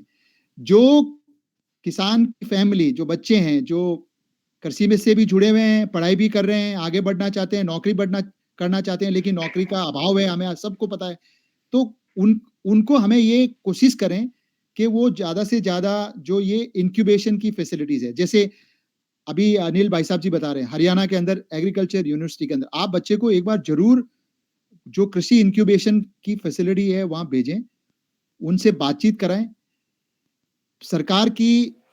भारत सरकार की कृषि मंत्रालय की एक रफ्तार स्कीम है, रफ्तार स्कीम के माध्यम से हर कृषि विश्वविद्यालय के अंदर एक कृषि इंक्यूबेशन सेंटर खोला है, चाहे भारत सरकार की आईसीआर के इंस्टीट्यूट के अंदर इंक्यूबेशन सेंटर है, और उनका काम कृषि और खाद्य से जुड़े हुए जो पदार्थ हैं उनको कैसे बनाया जाए, उनके अंदर बच्चों को रजिस्ट्रेशन करना, वहां की ट्रेनिंग लेना। आप छोड़िए बड़ा कंपनी बनाना बहुत दूर की बात है, लेकिन क्योंकि हम लोग खुद प्रोड्यूस कर रहे हैं तो उनमें ट्रेनिंग लेना, उस दिशा में भी बच्चों को आप थोड़ा आप जागरूक कीजिए। और तीसरा, गांवों के अंदर जो ये फार्मर प्रोड्यूसर ऑर्गेनाइजेशन जो भारत सरकार की स्कीम के तहत बने हुए, दो तरह के फार्मर प्रोड्यूसर ऑर्गेनाइजेशन है। एक, जैसे मैंने भारत सरकार की कोई स्कीम का काम में नहीं लिया, मैंने एक फार्मर प्रोड्यूसर ऑर्गेनाइजेशन मैंने खुद ने अपने इनिशिएटिव लेके उसको रजिस्टर किया, क्योंकि ये कंपनी है, कोई भी उस कंपनी को बना सकता है। उसके अंदर आपको 10 किसान का बोर्ड चाहिए, उसके अलावा आप जितने किसान बाद में जोड़ना चाहो आप जोड़ सकते हो, क्योंकि ये एफपीओ, क्योंकि आप जब लीगलाइज करोगे तब स्कीम से फायदा लेना आपके लिए बहुत आसान होगा। इंडिविजुअल किसान को लेना बड़ा मुश्किल होता है, लेकिन अगर आप इसको लीगलाइज करके लेते हैं तो उन फायदों को लेना। तीसरा, जो एफपीओ सरकार की नीतियों के माध्यम से बन रहे हैं जिसमें उनको 25 लाख रुपए का अनुदान मिलता है, तो ऐसे अगर कोई नाबार्ड से या एग्री फाइनेंस कॉर्पोरेशन से या कोई और सीबीबीओ के माध्यम से आपके एरिया में कोई एफपीओ बन रहा है, तो आप उन एफपीओ में अपना नामांकन करें, उनसे जुड़ें, और उसका जो एफपीओ का जो बिजनेस मॉडल है उसे एक आम किसान को कैसे फायदा हो सकता है वो उसका फायदा ले। देखो, ये सारी मोटी मोटी बातें, हमें पता है कि दिक्कतें बहुत है, लेकिन जैसे भाई साहब ने कहा है कि अगर कूदना है समंदर में है, तालाब में, तो हमें तैरना तो सीखना पड़ेगा, तो हमें ही चलो अब मेरे सामने जो है सवाल जवाब ले लेता हूँ, लोगों के क्वेश्चन ले लेते हैं। मेरे सामने चरणप्रीत जी हैं पीलीबंगा हनुमानगढ़ से। चरणप्रीत जी, आपका कोई सवाल संक्षेप में सर से हो तो आप बात रखिए। सर, जवाहरलाल नेहरू ने ना एक बात कही थी कि अगर देश को अगर खड़ा करना है तो किसानों को त्याग करना पड़ेगा। उसने तो सामने से आके बात कह दी कि चलो ये त्याग करना पड़ेगा, क्योंकि जो भी देश तरक्की करेगा ना तो किसानों का शोषण पक्का ही है। मैक सिंह जी तरार साहब ने जो बात कही है, जो तीनों बातें हमने यहाँ गुड़ के कुल्हाड़े लगाए पीलीबंगा के अंदर, जो गुड़ बना के बेच रहे हैं, हम 80-85 रुपए किलो तक दे रहे हैं, 3 कुल्हाड़े लगाए, उसमें 2 नुकसान में चल रहे हैं। और ऑर्गेनिक खेती की बात है, मैक सिंह जी जानते हैं कि हमारे यहाँ गांव का ये लड़का प्रेम भैया, उन्होंने यहाँ ऑर्गेनिक खेती के काफी यहाँ स्टॉल्स बनाए, हनुमानगढ़ के अंदर भी दुकानें लगाई, लेकिन वो छोड़ छाड़ के आ गए। अब बात ये है कि किसान का भला कैसे हो। तो मेरा जो मानना तो यही है कि जब तक हम राजनीतिक रूप से सुदृढ़ होके किसान को, हम जैसे चौधरी चरण सिंह जैसे थे या चौधरी छोटू राम था या चौधरी कुंभाराम थे, वैसे लोग अगर हम संसद के अंदर भेजें, क्योंकि तब भी किसानों ने कभी आंदोलन नहीं किया था हमें अधिकार दो, ना दलितों ने कभी आंदोलन नहीं किया था हमें अधिकार दो, वो तो अम्बेडकर साहब ने उनको दिया। तो मेरा तो यही है दिमाग के अंदर कि चलो ठीक है, आपकी बात आ गई चरणपीर जी, राजनीति से हम हासिल कर पाएंगे, लेकिन मुद्दा ये है कि टेक्नोलॉजी के जमाने में हम टेक्नोलॉजी को पढ़ें, उसको समझें, फॉर्म भरें, फिर राजनेताओं का हमारा कोई बूस्टअप हो, सपोर्ट हो तो कुछ मायना रखेगा। पहले हमें पैरों पे खड़ा होना पड़ेगा हमें। हनुमान जी, लेकिन हनुमान जी यहाँ पे, हनुमान जी एक सेकंड, चरणप्रीत बराड़ ने जो बात कही है ना, मैं उसका 100% समर्थन करता हूँ।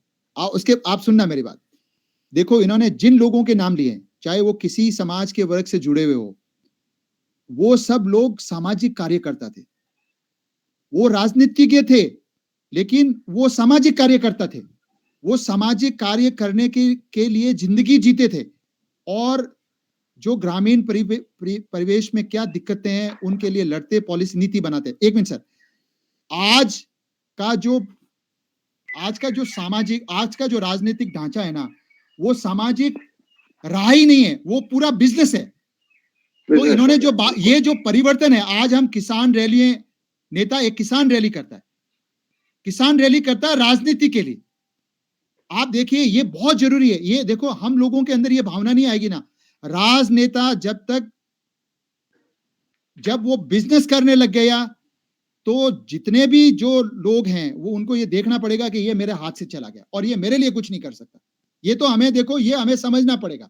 ये छोटी सी बात मैं चरणप्रीत भाई के बारे में जो कही है उसके बारे में कहना चाहता हूँ। तो हमें उन लोगों को प्रोत्साहन देना पड़ेगा जो सामाजिक कार्य करता है।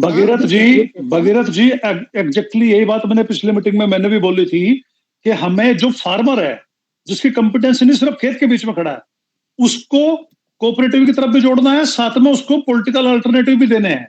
पॉलिटिकल अल्टरनेटिव वाला बंदा ही उनके लिए पॉलिसी बना पाएगा। ये मल्टी प्रोंग्ड स्ट्रेटेजी होती है, और ये जो टाइम है, ये ट्रांजिशन टाइम है इंडिया में। उद्योग की तरफ भी जाना है, उसकी राजनीतिक हैंड होल्डिंग भी करनी है ना। जैसे मैंने पिछली बार नाम लेके बोला था कि जो मनीष जैसे लोग हैं, जिनके फोर फादर्स जो हैं वो बहुत अच्छे पॉलिटिकल लेवल पे पहुंच के उन्होंने किसानों के लिए काम किया, पॉलिसी मैटर पे, प्योर पॉलिसी मैटर पे, है ना।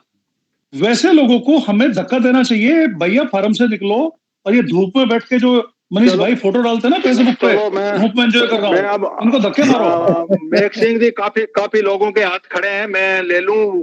बुनियाद शिक्षण संस्थान हरियाणा से जुड़े हुए हैं, तो आप अपना बात रखिए, क्योंकि मेघ सिंह जी से नहीं, फूल कुमार जी से मेरी बात हुई थी कि हरियाणा से मेरे काफी जुड़ेंगे, तो उनको आप थोड़ा डिले कर देते हैं। तो मैंने कहा हाँ, चरणपीर जी बीकेयू से ही हैं।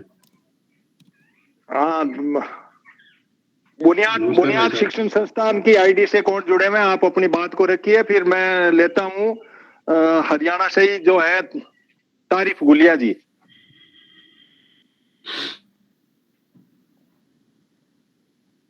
क्या बुनियाद वाले जुड़ नहीं पा रहे हैं क्या? तो ये तारिफ साहब आप जुड़िए। तारिफ गुलिया जी आप अपनी बुनियाद वाले आईडीपी मैडम प्रमिला चौधरी हैं। हाँ, तो वो जुड़ नहीं पा रही है ना। प्रमिला चौधरी जी, आप क्या कहना चाहेंगे खेती के बारे में? आप बहुत उजमा में बात कहते रहते कि हमारे बच्चे खेत में नहीं जा रहे हैं, इसलिए हम बहुत पीछे रह पा रहे हैं शहर के इनपुट पे। चलो मैं तारिफ को ले लेता हूँ। तारिफ गुलिया जी, आप कोई बात रखना चाहेंगे? सर हम तो सुन रहे हैं आपसे, फूल कुमार छोटे हैं, आप बड़े हैं, तो हम तो ज्ञान लेने लग रहे हैं आपसे। ठीक, कोई नहीं, कोई विनेश राणा।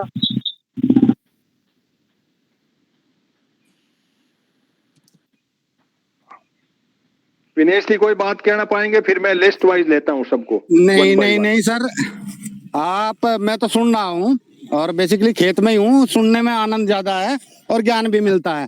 चलो ठीक है, वैसे ठीक है। और ये बाड़मेर से बोराराम जुड़े हुए भाई, बाड़मेर यूपी से डीपी सिंह जी हैं। हाँ जी नमस्कार।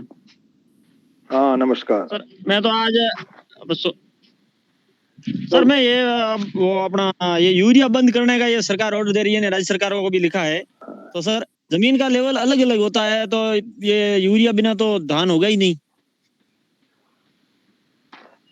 यूरिया बिना भी धान होगा, खाद तो वो हमारे बुजुर्ग करते थे, लेकिन कुछ यूरिया और वे मैं आप कभी मनीष भारती जी है, इनके नंबर लेना, ये खेती बताते हैं गुड एग्रीकल्चर प्रैक्टिस के फॉर्म पर। यूरिया भी चाहिए, ये भी चाहिए, सारी चीजें चाहिए, प्रोटीन विटामिन नहीं सर, सारे वो कुछ चाहिए। लिमिट मात्रा में ज्यादा हाँ, डालते वो अलग लिमिट चीज है। में कहा ज्यादा हाँ। ज्यादा कर रहे हैं, इसलिए गड़बड़ हो रही है।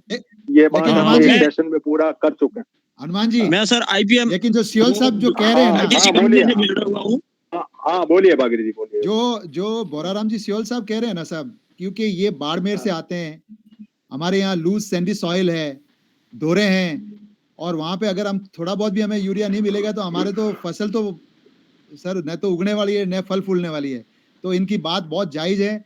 और ये जो कमियां आ रही है सर, फर्टिलाइजर जैसी चीजों में जो कमियां आ रही है, जो किसान नहीं करना चाहता, जो बायो फर्टिलाइजर यूज करना चाहता, वो तो ठीक है, लेकिन जो किसान बेचारा खेती करके कुछ अच्छा प्रोडक्शन उत्पादन लेना चाहता है, और उसको जो ये जो एसेंशियल फार्म इनपुट्स है, अगर उनमें उनके लिए भी अगर हमें काला बाजारी में घुस गए और नहीं मिल पाएगा तो फिर खाद्य नहीं, सुरक्षा का बात तो है, बहुत बड़ा ठीक मुद्दा हो बात जाएगा। है बोराराम जी। गुड एग्रीकल्चर प्रैक्टिस के सिवाय ऑर्गेनिक खेती के बारे में भी मनीष जी हमें कई बार बताते हैं। 40% यूरिया हम डाल सकते हैं, वो ऑर्गेनिक में आता है, लेकिन हमें ज्ञान नहीं है। इसलिए इन बातों के ऊपर, इन सेशन के ऊपर लोगों को ला करके हम बहुत कोशिश कर रहे हैं कि किसी तरह से किसान जो है कहीं न कहीं जाए। डीपी सिंह जी यूपी से जुड़े हुए हैं। हाँ बोलिए सर। हाँ सर, मैं बोला तो ये यूरिया कम ही डालता हूँ, लेकिन फिर भी बिना यूरिया नहीं होता ये बोलता हूँ। बाकी मैं ऑर्गेनिक खेती भी करता हूँ, आईपीएम जीरा भी मैं देता हूँ। हाँ, कंपनी वालों को देता हूँ, वो 8-10 रुपए दूसरों से मेरा वो रिजल्ट में सही आता है, तो अब 10-15 रुपए भाव भी ज्यादा मिलते हैं जीरे के। आप मुझे अपना मोबाइल नंबर भेजना बोराराम जी। हाँ सर, 9829139750। ठीक है, चलो डीपी सिंह जी यूपी से जुड़े हुए हैं। डीपी सिंह जी आप अपना कोई बात, कोई इस सेशन से संबंधित स्टार्टअप की दुनिया में हम लोगों को ले जाने का प्रयास कर रहे हैं।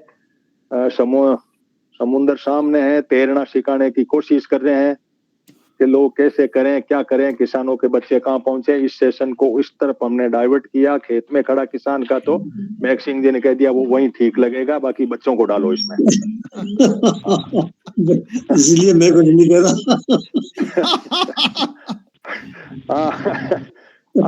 हाँ डीपी सिंह जी बोलिए। मैं क्या, आप समझिए कि मैक सिंह जी ने सब कह दिया तो मैं ही क्या कहूँ। हनुमान जी, नहीं, बात व्यवहारिक है। बात जो भागीरथी जी कह रहे हैं ना कि बात व्यवहारिक है इनकी, और व्यवहारिक बात के ऊपर हमें मानना ही पड़ेगा। हाँ चलिए डीपी सिंह जी, फिर वो रामपाल हाथ खड़े कर रहे हैं। हाँ जी, हाँ सवाल हो तो पूछिए डीपी सिंह जी। ना कोई सवाल नहीं। अच्छा चलो, हाँ भाई रामपाल अपना सवाल पूछिए। नमस्ते सर, डॉक्टर साहब को आपको मेरा सवाल यह था सर, अभी पिछले 5-7 साल में लोगों ने दो तरफ से रास्ता चुना था रेगुलर खेती को छोड़ करके। पहला रास्ता चूज किया था कि हमें बागवानी की तरफ जाना है, और दूसरा चूज किया था लोगों ने हमें फार्मिंग जो जैविक वाली उस पर ध्यान देना। लेकिन दोनों ही रास्तों में लोग फेल हुए। मैं डीमोटिवेटेड की बात नहीं कर रहा हूँ, लेकिन ये सच्चाई है। तो उसके लिए अशोक जी सर ने एक बात कही थी कि हमने इंडिया मार्ट पे भी कोशिश की, लेकिन जो देखो दो चीज है, एक तो पैदावार कम ली, और दूसरी चीज अगर पैदावार कम ली तो 4 गुने भाव मिल जाए तो बराबर हो जाता मामला। लेकिन भाव भी नहीं मिल रहे। हाँ, हो सकता है थोड़ा सवा मिले, लेकिन मार्केट की सबसे बड़ी प्रॉब्लम से छोटे छोटे स्तर पे लोग वेबसाइट्स पे बना रहे हैं, लेकिन गवर्नमेंट की तरफ से एक मार्केट और कोई ऐसा ISI मार्का की तरह मार्का लगा के फार्मर को मिल जाए ना, तो सबसे बड़ा चीज होगी। लेकिन अभी तक ऐसा कोई सिस्टम है नहीं। चलो फूल कुमार जी, आप हैंड रेज कर रहे हैं, आप कोई बात सबमिट करें, कुछ बात कहना चाहेंगे। आप फ्रांस से जुड़े हुए हैं, कोई इनपुट नहीं सर, मैंने तो हैंड तो रेज नहीं किया, लेकिन हाँ मत तो यही है कि हम तो क्या नाम है, अवेयरनेस कैंपेन का हमारा तो बड़ा सिस्टम रहता है। इंफॉर्मेशन चर्निंग रहती है हमारी, इधर से जो भी इंफॉर्मेशन जहाँ सोर्सेज से मिलती है उसको रेलेवेंट लोगों तक पास करना सबसे बड़ा हमारा एजेंडा रहता है अपना। और दूसरा ये है कि बिल्कुल सही बात है, जो जनरेशन्स हैं, जो जनरेशन नेक्स्ट का अपना सिस्टम रहता है वो तो बाय डिफॉल्ट चलता ही रहता है। तो यही चीजें सारी की सारी की अवेयरनेस करनी है और इसीलिए सारी इंफॉर्मेशन कलेक्ट करो, उसको चर्न करो और आगे रिलेवेंट लोगों तक पास करो। Thank you sir. चलो ठीक है। हाँ हाँ हाँ, वीरेश जी आप कुछ कहना चाह रहे हैं? जी मैं कहना चाह रहा हूँ भाई, मिशन तो ये बड़ा है बहुत, और ये भी तय बात है कि इसको करेंगे किसान पुत्र ही जब भी करेंगे, जैसा कि मैक सिंह जी ने कहा। अब सवाल है कि किसान पुत्र बने कहाँ से? भाई 2 4 10 किसान पुत्र हैं, जब तक बल्क में किसान पुत्र नहीं होंगे तब तक रिवोल्यूशन नहीं होने का। हमारे सामने सबसे बड़ी समस्या प्रोडक्शन की नहीं है, प्रोड्यूस के मार्केटिंग की है। ये बात भी सबकी समझ में आ चुकी है। और प्रोड्यूस के मार्केटिंग को अगर हम हैंडओवर कर देंगे जैसे कि सरकार चाह रही है कंपनियों के, तो हमारा तो सर्वाइवल है ही नहीं। जिस भाव हम बेच पा रहे हैं इससे भी कम भाव कंपटीशन में हम बेचेंगे अपना, शोषण बहुत ज़्यादा होगा। तो ऐसे में हमसे सिंपैथी अगर कोई रख सकता है तो वो रियल किसान पुत्र हैं जो रख सकते हैं। अब सवाल है कि भगत सिंह तो हमें चाहिए, लेकिन भगत सिंह दूसरे के घर में पैदा हो, मेरे घर में ना हो, ये बहुत बड़ी बीमारी हमारे बीच में है। हमें ये सोचना पड़ेगा कि जो हमने अंधी दौड़ लगाई है, कोटा राजस्थान बच्चों को भेज रहे हैं, दूसरी जगह दिल्ली में बड़े बड़े खर्चे करके उनको भेज रहे हैं कि जाओ भैया यूपीएससी की तैयारी करो और डीएम और एसपी बन जाओ। बात बहुत स्पष्ट है कि डीएम की तनख्वाह 1 लाख रुपए है या 1.5 लाख रुपए है। उस 1-1.5 लाख में सर्वाइवल परिवार का नहीं है जब तक के नंबर 2 का काम उनका ना हो, यानी रिश्वत का पैसा उनके हाथ में ना आवे। तो हम लोग एक तो ये उम्मीद छोड़ें कि हम रिश्वत की नौकरी के लिए अपने बच्चों का भविष्य जो है अंधकार में करें। या तो मिलिट्री की नौकरी थी वो सरकार ने ख़त्म कर ही दी, पुलिस की नौकरी है वो बची है, उसमें भी कोई वो नहीं है बच्चों के लिए। तो बच्चों को हम ये बतावें अपने, और उनका सेक्रीफाइस भी अपना करें इस बारे में कि उनका मोटिव चेंज करें। एग्रीकल्चर जैसे अभी बताया इन्होंने, चलो मैं आपके सवाल को मैं भागीरथ जी के पास ले जाता हूँ। जैसा इन्होंने पहले कहा, भागीरथ जी हमें ये बताइए, आपने पहले ये बात बताई कि भाई सरकार आज का कंज्यूमर, वर्ल्ड लेवल का जो कंज्यूमर है वो ये चाहता है कि मैं अच्छी चीज खाऊं। ये बात हमें इस कोऑपरेटिव सोसाइटी के जो आए ना, इनसे हमें पता भी लगी कि दुनिया के लोग जो एफटीए हुए, जो फ्री ट्रेड एग्रीमेंट हुए, इससे भी हमें, हमारा पिछले सेशन थे, इसमें भी हमें पता लगा कि दुनिया शुद्ध खाना चाह रही है और ऑर्गेनिक के लिए इन्होंने एक वो बढ़ा भी दी।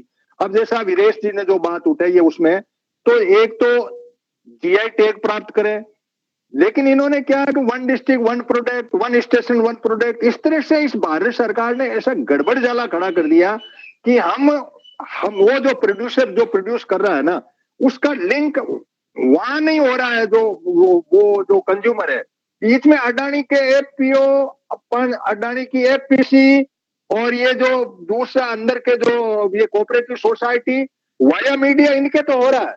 मेरे द्वारा जो प्रोड्यूस किया जा रहा है वो वैल्यू एड भी होगा, उसका टेस्टिंग भी होगा, उसका सर्टिफिकेशन भी होगा। ये सारा हमने पिछले सेशन में काम किया। लेकिन इसके लिए ये पैक्स के नाम से कोऑपरेटिव सोसाइटी भी खोलेंगे। मेरा किसान डायरेक्टर प्रोड्यूसर चाह रहा है कि वो उसमें करे। कोई ऐसी व्यवस्था, कोई ऐसी योजना सरकार के पास है जो डायरेक्ट मेरे खेत से लिंक करती हो।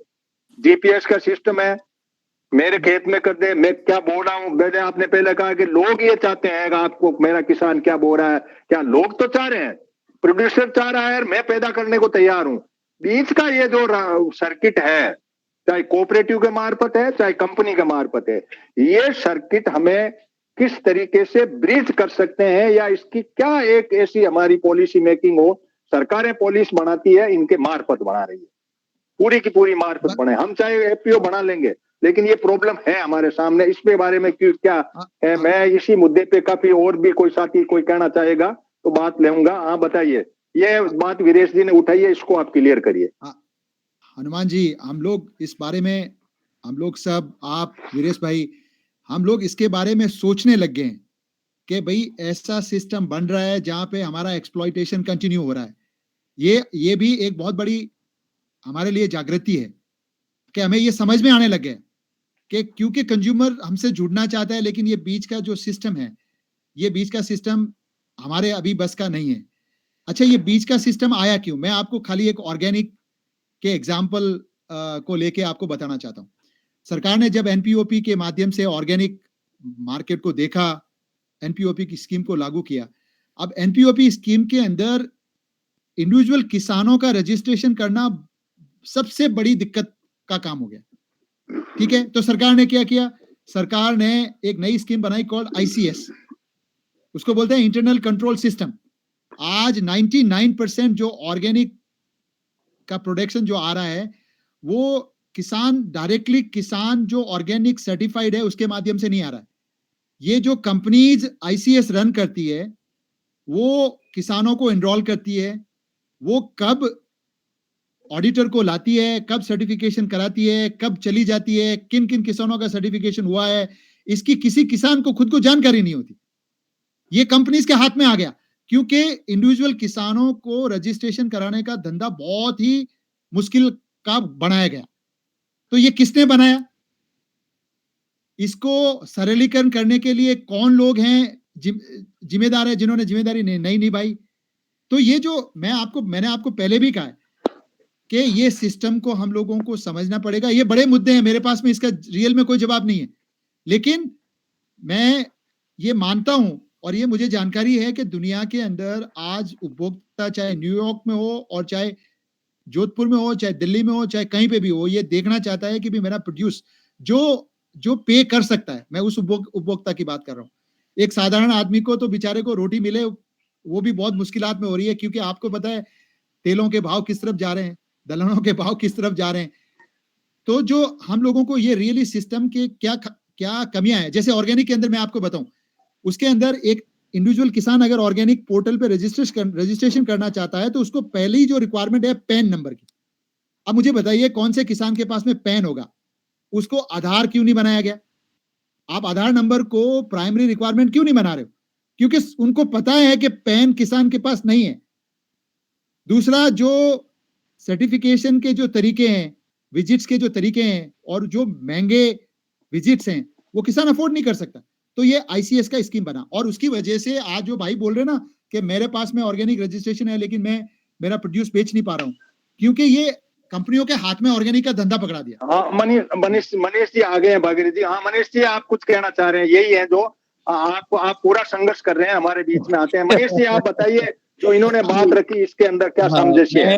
मैं डॉक्टर साहब की बात से काफी हद तक सहमत भी हूँ और असहमत भी हूँ। दोनों ही दिक्कतें हैं। कोई बात नहीं, बताइए। देखिए डॉक्टर साहब, चक्कर क्या है कि जब आप एक प्रोसीजर बनाएंगे तो प्रोसीजर हमेशा एक शिक्षित वर्ग के लिए ही बनता है। और अशिक्षित वर्ग का जो प्रोसीजर होगा वो भी अगर बनेगा तो वो शिक्षित लोगों के हाथ में होता है। ये एक बुनियादी बात है, इसको समझना बहुत जरूरी है। मैं एक इंडिविजुअल फार्मर हूं जिसका इंडिविजुअल ऑर्गेनिक सर्टिफिकेशन है। बिल्कुल सही बात है कि महामूर्ख आदमी था वो जिसने कहा कि अगर आपको ऑर्गेनिक सर्टिफिकेशन कराना है तो पैन नंबर चाहिए। उससे बड़ा मूर्ख इस भारत देश में कोई दूसरा नहीं है। और लेकिन वो पढ़ा लिखा आईएएस आईपीएस कोई आईएएस ऑफिसर ही होगा। दूसरी बात यह है कि जब आपने सर्टिफिकेशन किया तो ऑर्गेनिक सर्टिफिकेशन उत्पाद का नहीं है, प्रक्रिया का है। जैसे कि एक होता है आईएसआई और एक होता है आईएसओ। तो आईएसओ सर्टिफिकेशन प्रोसीजर का होता है और आईएसआई प्रोडक्ट का होता है। जब हम ऑर्गेनिक सर्टिफिकेशन पे जाते हैं तो हमें प्रोसीजर को सर्टिफाई करना होता है। अब प्रोसीजर क्या है कि सरकार ये कहती है, उसने एक नियम बनाया है, एक तरीका बनाया है, और मेरा दावा है कि मैं जैसा आदमी जो कि एमबीए है, पढ़ा लिखा है, मेरी भी बस की नहीं है, मेरी औकात नहीं है कि मैं सरकार के नियम को पूरी तरह से उसको भर के उसे दे दूं सरकार को। और कारण देखिए आप, सरकार कहती है प्रोसीजर बहुत सिंपल है, आपका रजिस्ट्रेशन हो गया, एक आपको किसान डायरी मेंटेन करनी है, आपने कौन सी फसल बोई, इसका बीज कहां से आया, इस फसल में आपने कितनी बार जुताई करी, आपने कौन कौन सी तारीख में इसको पानी दिया, कौन सी तारीख में आपने इसके ऊपर जैविक खाद डाला, अगर नॉन जैविक डाला तो कौन सा डाला, कितनी मात्रा में डाला, और एक साल पहले आपको रबी के सीजन में खरीफ का बताना है, खरीफ के सीजन में रबी का बताना है। ऐसा नहीं है, पूरे साल का आपको एक बाकायदा प्रोजेक्शन बना के देना है कि अगले 1 साल में आप कौन कौन सी फसल बोएंगे और कितनी बीघा बोएंगे। उसके बाद आपको ये बताना है कि आपके खेत में कितना माल पैदा हुआ। मतलब यार, एक पढ़ा लिखा आदमी पूरा नहीं कर सकता, आप अनपढ़ किसान की तो बात छोड़ दीजिए। दूसरा मेरा इसमें जो हम लोग हर प्लेटफॉर्म पे उठाते हैं, और मैं आपकी भी इसमें मदद चाहूंगा, सीधा सीधा एक प्रोसीजर है। अगर आपको इस देश में जहर मुक्त खेती करनी है और इसको प्रमोट करना है ऑर्गेनिक को, मेरठ में संस्थान है IIFSR, फसल चक्र अनुसंधान केंद्र, जो कि इन तरह की स्टडीज को करता है। उसने वो जो मूरख पालेकर है उसकी भी स्टडीज के ऊपर उसने पेपर, एक रिसर्च पेपर दिया हुआ है। 30% का प्रोडक्शन लॉस है ऑर्गेनिक फार्मिंग करने के ऊपर, ये खुद सरकार मानती है। तो जो प्रोडक्शन लॉस है आप इसको MSP पे ऐड कर दीजिए, बात खत्म हो गई, सारी लड़ाई खत्म। गेहूं अगर आपका 3,000 रुपए की MSP है, तो जो किसान जैविक गेहूं उगा रहा है उसको सरकारी खरीद 30% प्लस अमाउंट पे कर दीजिए। अरे क्या दिक्कत है भाई, आपको बताइए। मनीष जी, मैं आपकी हर बात से सहमत हूं। मैं इसका एक सोल्यूशन बताता हूं। ये प्रोडक्शन लॉस के लिए मैंने भी बहुत माथापच्ची की है। इवन पैन की जगह आधार करने के लिए भी मैंने बहुत माथापच्ची की है, लेकिन मैं सक्सेसफुल नहीं हो पाया। देखिए, मैं इवन कैलाश चौधरी जी का, मैं अब यह नाम नहीं लेना चाहिए, लेकिन मैं भारत सरकार के कृषि मंत्रियों को भी कह रहा हूं कि यार, आप जो किसान ऑर्गेनिक रजिस्ट्रेशन करता है उसको आप जो ईल्ड लॉस है उसको कंपनसेशन का एक प्रोविजन होना चाहिए। क्योंकि अगर अपन को उस डायरेक्शन में जाना है तो जब तक आप उसको मोटिवेट नहीं करोगे, आप एक 15,000 20,000 रुपए पर हेक्टेयर का जो किसान ऑर्गेनिक सर्टिफिकेशन करता है, आप उसको उसका प्रोत्साहन राशि दो। और दूसरा जो मैं मुद्दा उठा रहा हूं कि ये जो रजिस्ट्रेशन के चार्जेस हैं, ये किसान नहीं बियर कर सकता। नहीं, प्रोडक्शन के चार्जेस की बात नहीं है भगवान जी, ये नहीं, मैं प्रोडक्शन की बात नहीं कर रहा हूं, मैं ये कह रहा हूं, जानकारी में ला दूं। अभी आपने एक जिक्र किया कि जो संस्थान है वहां से संपर्क करिए यूनिवर्सिटीज में, और अलग अलग जो इंस्टीट्यूट्स हैं वहां पे वो लोग ट्रेनिंग देते हैं प्रोडक्ट की। IIFSR में अगर आप गुड़ बनाने की ट्रेनिंग पे जाते हैं अलग अलग प्रकार के, तो 25,000 रुपए का कोर्स है उनका ट्रेनिंग का। किसान के लिए बनाने का कोर्स 18,000 रुपये का है। नहीं, किसान के लिए तो मुझे नहीं लगता सर। मैं तो खुद गया हूं उनको, मैंने अप्रोच किया था उनको। वो बाकायदा अब से 4 साल पहले वो फ्री हुआ करता था। आप NDRI करनाल जाइएंगे तो आप देखेंगे कि किसान को सिंपल ट्रेनिंग के लिए 15-15, 20-20 हजार रुपए के कोर्सेज हैं। चलो मनीष जी, अब दो लोगों के हाथ खड़े हैं। एक प्रकाश भाई अपना संक्षेप में सवाल रखो, फिर वीरेश जी ने भी हाथ वापस खड़ा किया। प्रकाश अपना संक्षेप में बात रखिए, क्योंकि अब टाइम अपना काफी हो रहा, रिकॉर्डेड सेशन है। हाँ, मैं ना मतलब महक सिंह तरार जी और भागीरथ जी से मेरा विशेष तौर से सवाल है। मेरे 2 सवाल है। मैं एक युवा भी हूँ और किसान का बेटा भी हूँ, तो मेरे 2 सवाल है। एक तो मतलब जैसे कि भारत सरकार ने स्टार्टअप इंडिया नाम करके युवाओं के लिए ये जो योजना चलाई है, तो इसका मतलब क्राइटेरिया भी इतना बड़ा है, तो उसके अंदर युवा कैसे जा सकते हैं? और दूसरा सवाल ये है कि हम कोऑपरेटिव सोसाइटी वगैरह ये जो कानून आ रहे हैं, इनके अंदर देखें या फिर कंपनी बनाने वगैरह, वो सारी बातें भले ही कर ले, लेकिन उसका क्राइटेरिया कितना बड़ा है कि उसके अंदर किस तरीके से प्रवेश कर सकते हैं। और दूसरी, आपने जैसे पहले ही बोला था कि भी इन्होंने किसान की जो परिभाषा है ना, वो एक तो खेत में काम करने वाला किसान हो गया, और एक मतलब भैंस खरीदने वाला, या मतलब क्या कपड़े पे एक तोता बना दिया तो वो भी किसान है। तो यहाँ पे एक तरफ तो मतलब क्या कहते हैं कॉर्पोरेट घरानों के लोग आ रहे हैं, जो मतलब क्या कहते हैं थोड़े से प्रोसीजर के अंदर किसान बन के आ रहे हैं, और एक वाकई में जो किसान है। हाँ प्रकाश, बात आ गई आपकी। मोटी बात है कि एक यूथ तो अपने बाप के पैसों से अपनी डिग्री लेके आया है, वो स्टार्टअप कैसे खड़ा कर सकता है? ये सरकार के सामने एक सवाल है। हनुमान जी, आपने जब मुझे अप्रोच किया तो आपने मेरा एक आर्टिकल पढ़ा राजस्थान पत्रिका के अंदर, स्टार्टअप के अंदर कृषि को कैसे फोकस किया जाए। मैं प्रकाश भाई को ये बताना चाहता हूं कि सरकार की जो स्टार्टअप योजना में आज कृषि के लिए और खेती के लिए और खाद्य उत्पादन के लिए कोई सेपरेट प्रोसीजर है नहीं। वो हर को एक ही अम्ब्रेला के नीचे देखा जा रहा है। तो मैंने जो आर्टिकल लिखा उसका मुख्य मुद्दा ये था कि मैं सरकार से ये निवेदन करना चाहता था कि यार, एग्रीकल्चर जब हमारे देश की रीढ़ की हड्डी है, खाद्य सुरक्षा बहुत इंपॉर्टेंट मुद्दा है देश के लिए। देश की जो इकोनॉमी में एग्रीकल्चर का बहुत बड़ा योगदान है और बहुत सारे लोग हैं जो आज अनएम्प्लॉयड है। तो आप स्टार्टअप इनिशिएटिव के अंदर एग्रीकल्चर के लिए कुछ ऐसी स्कीम्स की योजना बनाई जाए जिसमें आप जैसे लोगों को एक सरल प्रक्रिया के माध्यम से रजिस्ट्रेशन हो सके और उनको कुछ सपोर्ट मिल सके। मैं आपको ये बताना चाहता हूं कि मैंने ये मुद्दा उठाया, बहुत लोगों के पास गया और स्टार्टअप इंडिया की अभी फॉर्चुनेटली जो जॉइंट सेक्रेटरी है वो भी हरियाणा कैडर से हैं, ओके, किसान समाज से आती है। उनसे मुझे मिलने का भी मैं कोशिश कर रहा हूं कि मैं उनसे भी मिलूं। और इसके अंदर कृषि और उत्पाद और खाद्य पदार्थ के अंदर अगर कोई फार्मर, प्रोग्रेसिव फार्मर अगर उसके अंदर इनिशिएटिव लेना चाहता है, क्योंकि बिजनेस है वो बिजनेस जैसे सब कह रहे हैं कि बिजनेसमैन ही करेगा, उनके लड़के ही करेंगे, लेकिन हम इनको किसानी से कैसे जोड़ा जाए और किसान इस बिजनेसेस को, अपने बिजनेस को कैसे बिल्डअप करे इन स्कीम के माध्यम से। तो उस दिशा में कोई नई पॉलिसी स्कीम बन सकती है क्या? उस दिशा में मैं कुछ कोशिश कर रहा हूँ। अभी ऐसा कोई प्रावधान नहीं। डॉक्टर साहब आप नंबर बोल दें ताकि लोग कर ले, क्योंकि काफी जिज्ञासाएं रही लोगों की।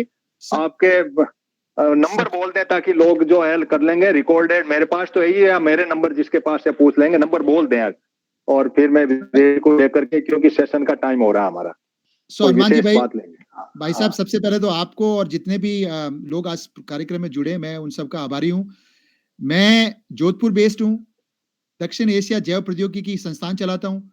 मेरे नंबर 9998 मतलब 4 टाइम 98 510 51051 4 टाइम 9 याद रहे। चार तो नौके लगाना है, फिर 8 लगाना है और फिर 51 ये मेरा नंबर है। और दूसरा हनुमान जी, मैं इससे पहले कि आप प्रोग्राम को समाप्ति की तरफ जाएं, आप क्योंकि बहुत सारे लोगों ने मिलेट्स के ऊपर बात की है और मिलेट्स पे बहुत सारी चर्चाएं हो रही है, तो आप मिलेट्स पे एक प्रोग्राम रखो। मेरे अलावा मैं ये चाहता हूं कि जो मिलेट प्रमोशन के लोग हैं इसमें जो जुड़े हुए हैं, जैसे नाबार्ड हो गया या अपीडा हो गया, उन लोगों को भी हम लेके आते हैं। आप मुझे अकेले को मत बुलाइए, उनको भी। मेरे पास में नेक्स्ट संडे का एक ही सेशन बचता है, और यदि आप टाइम दें तो अभी यस कर लेता हूं मैं। तो नेक्स्ट संडे आपका मिलेट पे ही ले लूंगा, क्योंकि फिर मेरे संसद शुरू होती है तो मैं संसद की विवेचना करता हूं पूरी, उसके ऊपर पूरा केंद्रित रहता। आप एक मिलेट्स के ऊपर प्रोग्राम कीजिए। नेक्स्ट संडे रख दूं मैं?